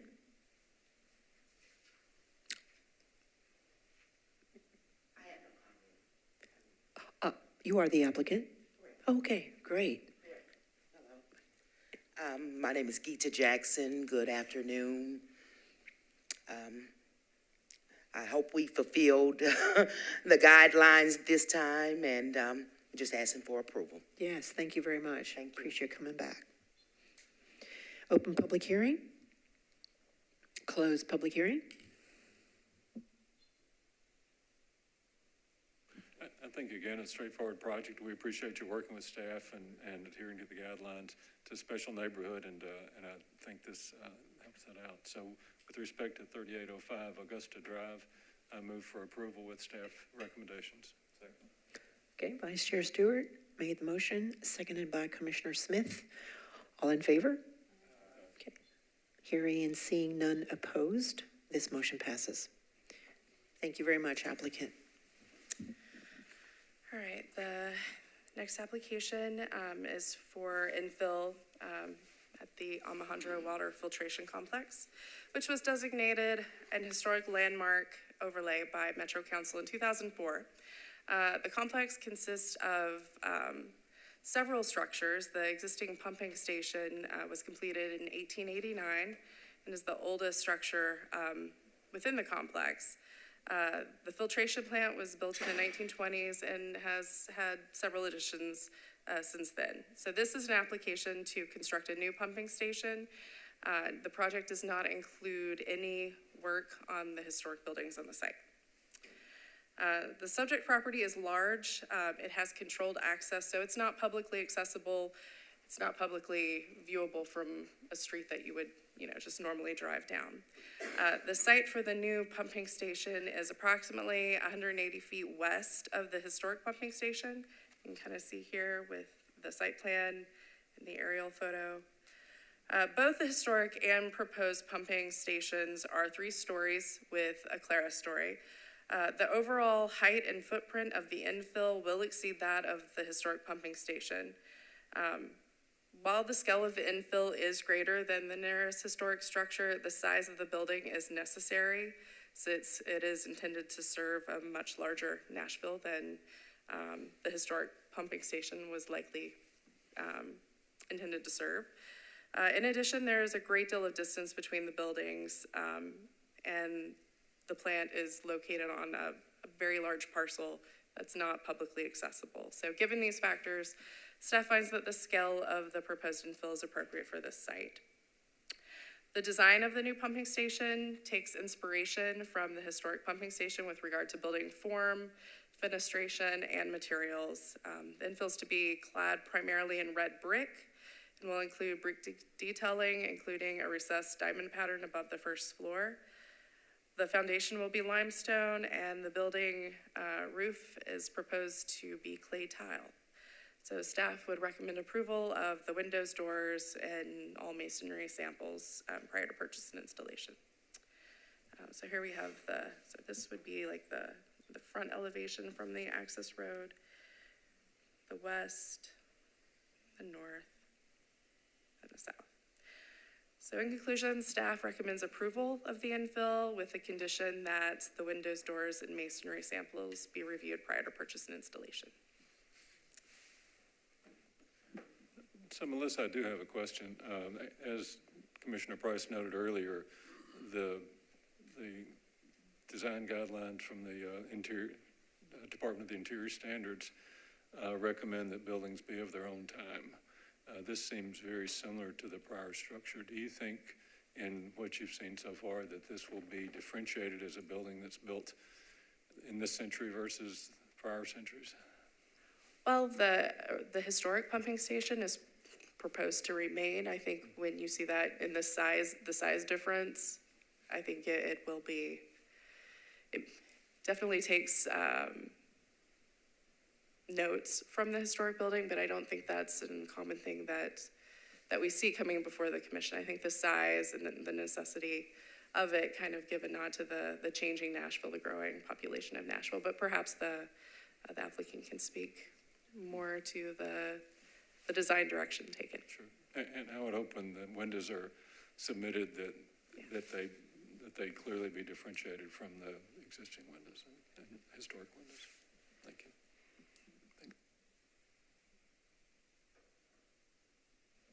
Anyone else? Yeah, sure. Well, I just want to say, if y'all haven't ever been to Omaha, it is beautiful.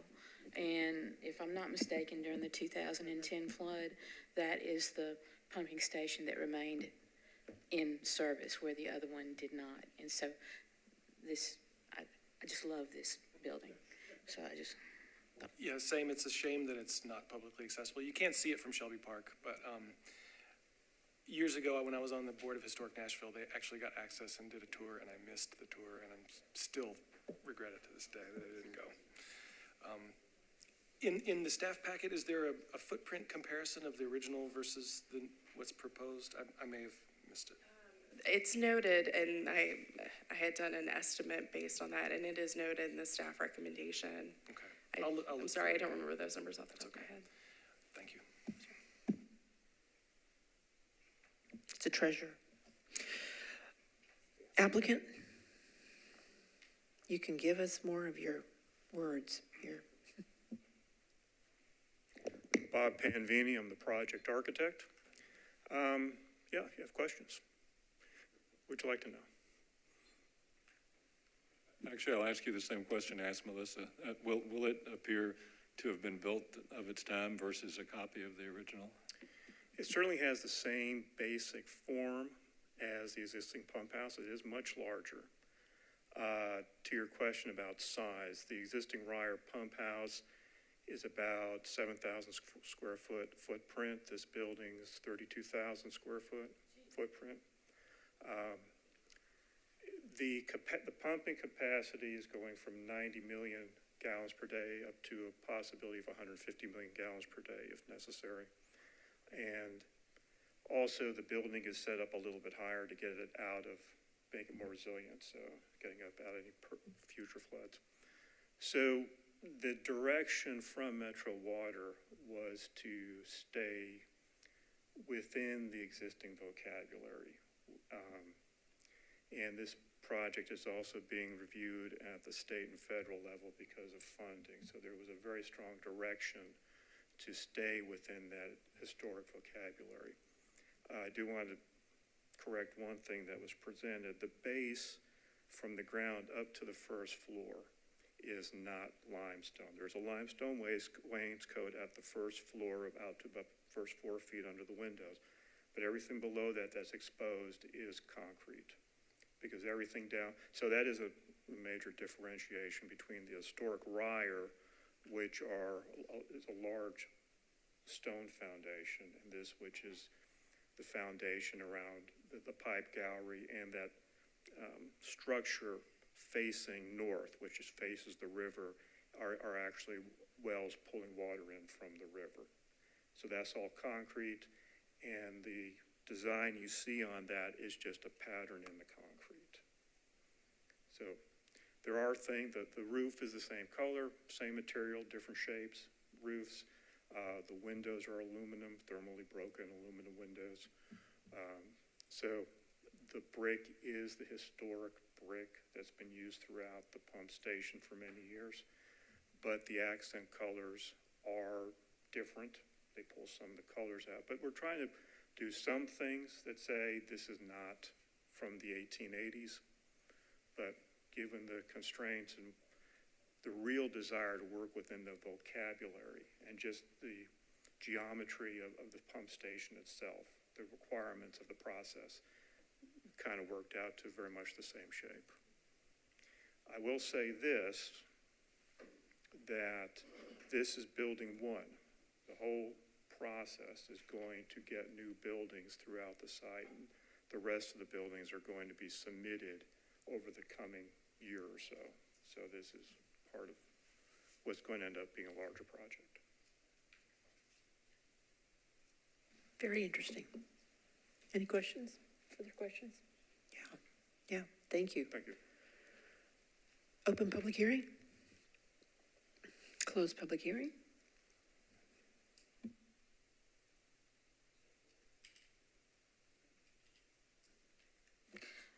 So I think that we're in agreement that the project's proceeding as we would like. And so with respect to 1400 Pumping Station Road, I make a motion that we approve staff recommendations for this wonderful new addition to Nashville. Thank you. Commissioner Mayhall made the motion. Second by Commissioner Price. All in favor? Okay, thank you. I do have kind of a comment. So when you're saying that you'll still have some purview by state, if there's going to be any changes, would you come, obviously you'd come before, can you come up to the front? Just because it's just a general comment, and this is such a historic site that. If there were changes, of course we don't anticipate any, but if there were changes that came from another jurisdiction, we would run it back through. Okay. Yeah, we're trying to be very transparent about what we're doing. Sure. Yeah. Sure. Okay, very good.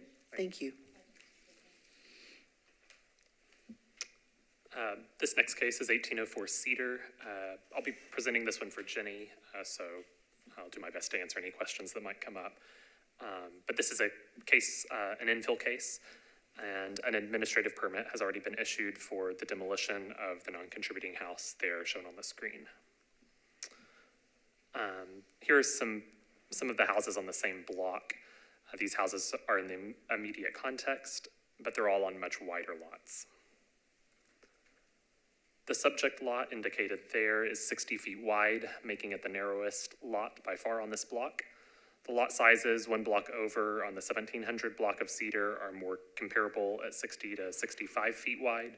So this block also was used to determine appropriate context and massing parameters. Given this wider context, staff finds that the overall massing of the house is appropriate. A 2-story form plus dormers is proposed, which is appropriate to the immediate context. The proposed width is appropriate for the lot size. The proposed ridge height is taller than the historic house to the left and shorter than the historic house to the right. Staff finds the heights are appropriate, but has concerns that the elevations are not showing a change in grade. While contour mapping indicates a 2 or 3 foot drop across the front of the lot. Staff recommends that revised plans be submitted indicating the grade, particularly as the applicant is proposing to dig out a full basement level, which can impact foundation heights in the field. The proposed front setback will be halfway between that of the historic houses on either side. Staff finds that a walkway to the street should be added, but otherwise the proposed site plan meets the base zoning and the design guidelines. Additionally, staff recommends a condition that final materials be reviewed and approved prior to purchase and installation. Otherwise, staff finds that the proposed project meets the design guidelines. So in conclusion, staff recommends approval of the proposed infill with the following conditions. One is that condition about revised elevations to be submitted showing correct grade and an appropriate foundation height. 2 is that the walkway shall be added from the front door to the sidewalk along Cedar Lane. 3, finished floor height shall be consistent with the finished floor heights of adjacent historic houses, and that's to be verified by MHCC in the field.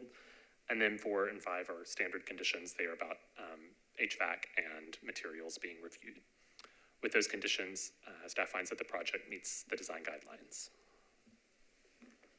Thank you, Joseph. Applicant?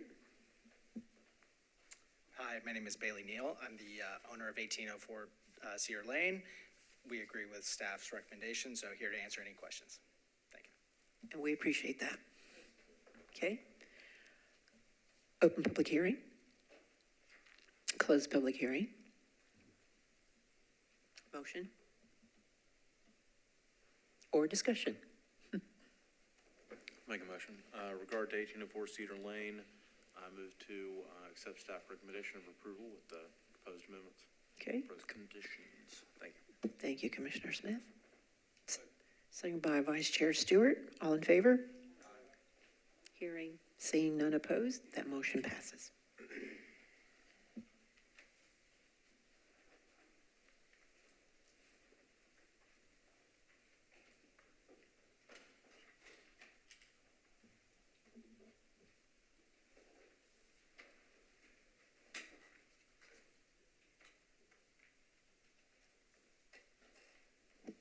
Sorry about that. This is a project you've seen before, 300 Broadway, and they came to you to ask to keep a violation, which was a structure built within the front step back area, and a structure built within the side step back area. And they are now in the appeal process, and so are offering to remove the entirety of the front structure, which is highly visible, but keep the secondary structure on the side, which, as you can see by this image, not the one that's taken on the rooftop, but the one taken from the street, is barely visible, and staff recommends approval. Okay.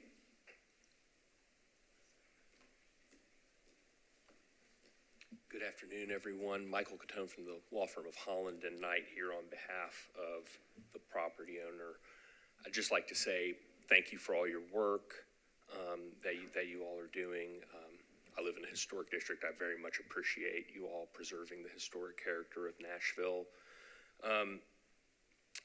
300 Broadway wants to preserve as much as it can the historic character of the district. I think that this compromise here helps to do that by removing the most visible elements on the rooftop while retaining an element that is frankly necessary for health and safety. I believe the health department requires these types of awnings for outdoor bars.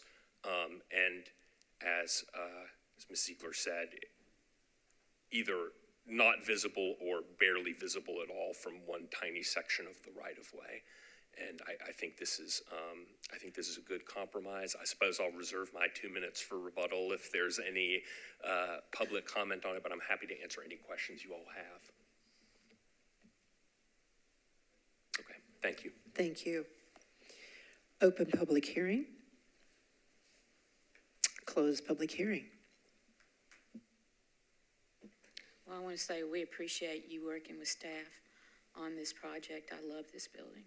And y'all do a wonderful job downtown, and we appreciate it.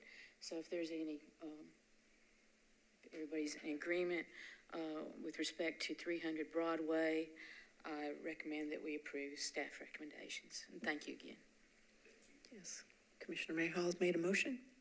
Second by Vice Chair Stewart. All in favor? Okay. Any opposed? Hearing, seeing none, that motion passes. Thank you very much. Thank you all very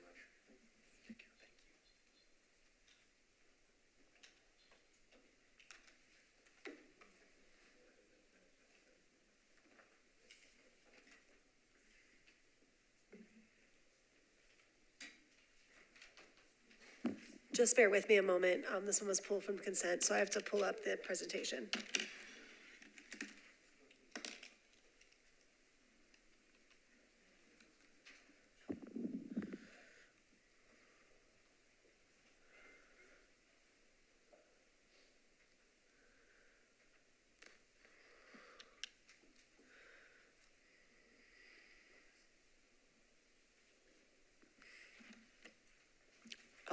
I'll say that out loud. It's 518 Russell, just to be sure. Oh, sorry. Yes, it's 518 Russell. Take your time. I know it wasn't on SharePoint, so.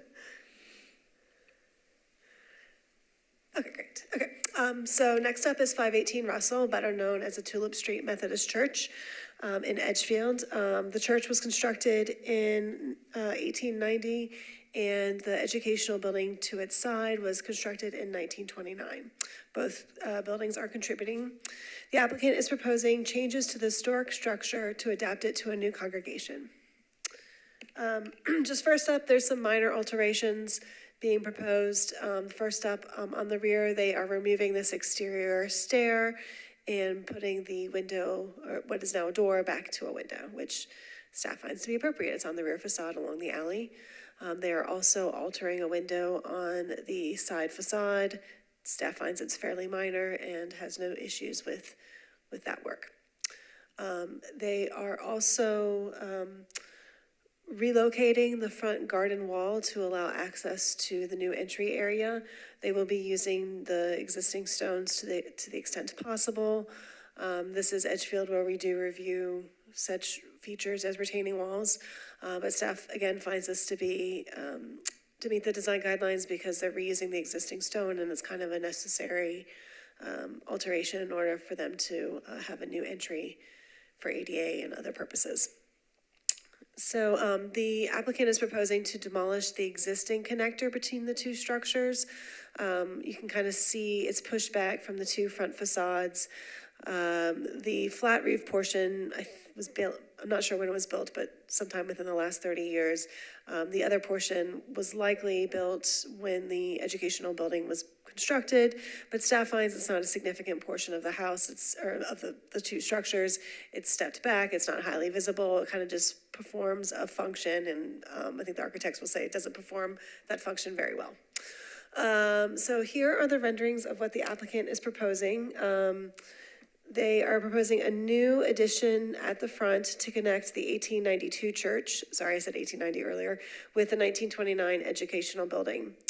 Although additions are usually most appropriate at the rear, staff finds the proposed location at the front to be appropriate for several reasons. First, the addition does not require the demolition of any significant portion of either contributing structure.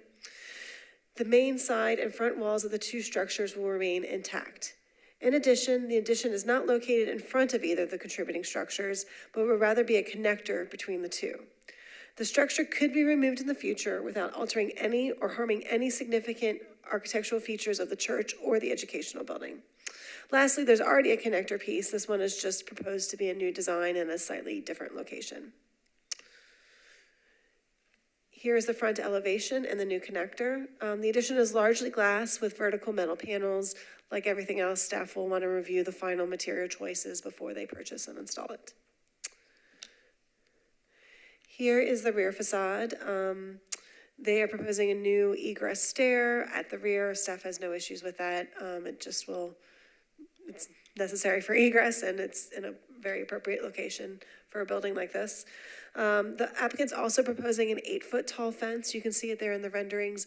The design guidelines for Edgefield limit fencing to 6 feet, but staff does support the 8-foot fence in this location. It's screening some mechanical equipment. A church like this is going to have many more mechanical equipment and needs than your typical single family or duplex house. So it'll provide a screen for that. And it doesn't run the entire length of the rear or the side facade, it's just in that location. So for those reasons, staff finds that the 8-foot tall privacy fence meets the design guidelines. So in conclusion, staff is recommending approval. I didn't mention that, we also want to have if any mortar is repointed or cleaned, or the brick cleaned, we'll want to have that done, and we'll want to approve the mortar color and choice and any masonry cleaning method. And then any lighting we'll want to approve, and we'll want to approve any materials. So the applicants are here, and there is public comment, I believe, on this one. Thank you, Melissa. Applicant? Thank you for waiting till our final project.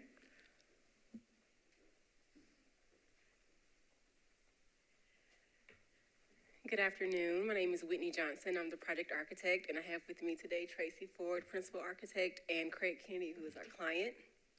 Since we were pulled from consent, we would like to use our time to take any questions from the public or commission at this moment.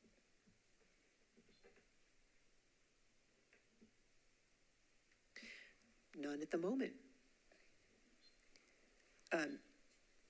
Did any of your other team want to talk? Okay, because you have, okay. You're reserving 2 minutes for rebuttal. Okay. Okay. Open public hearing.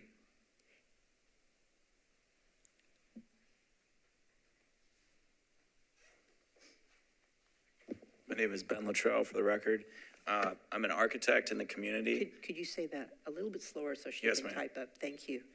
My name is Ben Luttrell. I'm a architect and a member of the community. And that church, I love that building, has special significance to me, just personally.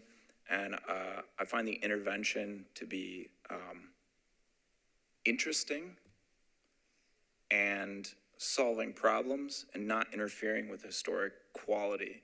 I'm curious to see what the cladding is, but I find that it's of its time, which is meeting the requirements and the guidelines. And I really love it. And I'm glad that I came to see what's happening. That's all. Thank you. So did you have an opposition to it? Oh, okay, because you pulled it from consent, so, gotcha. Oh, well, good, because we got to see it too. All right, so we open public hearing. Yes, we have a special guest. He is a commissioner on our Metro Historic Commission, so we will give you the floor, sir. I just want to commend you for saving that building. I've lived around it since the 1980s and got your letter in the mail, thank you. It's a very historic structure and I love the building and I want to thank you for saving it. Thank you, Commissioner. Yes. Oh, yes, and for the record, that's Commissioner Jim Hubler. Sorry. Anyone else? Yeah, it is a good project, so thank you for bringing it forward and also for preservation of it. We're excited to see how you're cladding. I mean, you're going to work with the staff on materials and yes, bravo. Okay, thank you. I think I'm closing public hearing. Legal Michelson, just make sure that I got that because we're doing a lot of conversation. Okay, we've closed public hearing, and I think, is there anything else, Ms. Ziegler? We have to Oh, yeah. We just like it so much, we're just going to assume it's voted. Yeah, thank you, Vice Chair. Just assuming nobody's going to. I know, right? So, Having been through both of these buildings before the renovation, falling in love with both of them, it's a tremendous project. We do appreciate this building being saved, and I appreciate the architect's light touch toward the renovation as well. It really does. I think it's going to be a great addition, and I love that the that the connector's not going to look like it was built at the same time that either of the original structures were, so. There's a motion by Vice Chair. Sure, so with respect to 518 Russell Street, I heartily recommend approval of this project. Thank you, Vice Chair. Is there a second? A hearty second by Commissioner Price. All in favor? Aye. A hearty approval from everyone. There's none opposed, so this motion passes. Thank you. Just two things, if I could. I think most of you have answered, but if you have not answered about whether or not you can attend in December, if you would, let me know. I know I asked a little early, but it's just because it's close to the holidays. I wanted to make sure we have quorum. Also for,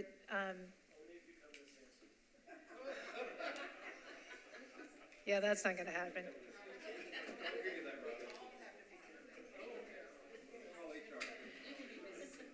And thank you to Chair Bell for attending the, and Vice Chair Stewart for attending the Citizen Academy graduation social that was at Elliston Place Soda Shop. Yes, and Commissioner Mayhaw was there. And did I miss? Nope, I think I got everybody this time. I think the event went really well. I really appreciated Giordana for letting us use the spot, hosting the event for us, and for Preservation Society of Nashville for co-hosting it with us. And I think it went really well. Did you have anything to add? Can't wait to see the next one. Yeah. Yeah. Okay. Staff, thank you so much. We appreciate you and your time, everybody. And it's going to be Thanksgiving, so happy Thanksgiving.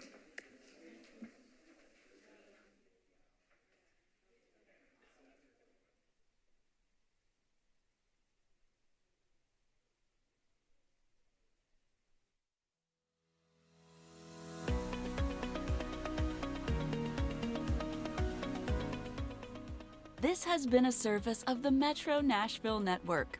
If you would like to see this presentation again, or for more information on this and other programs, visit nashville.gov.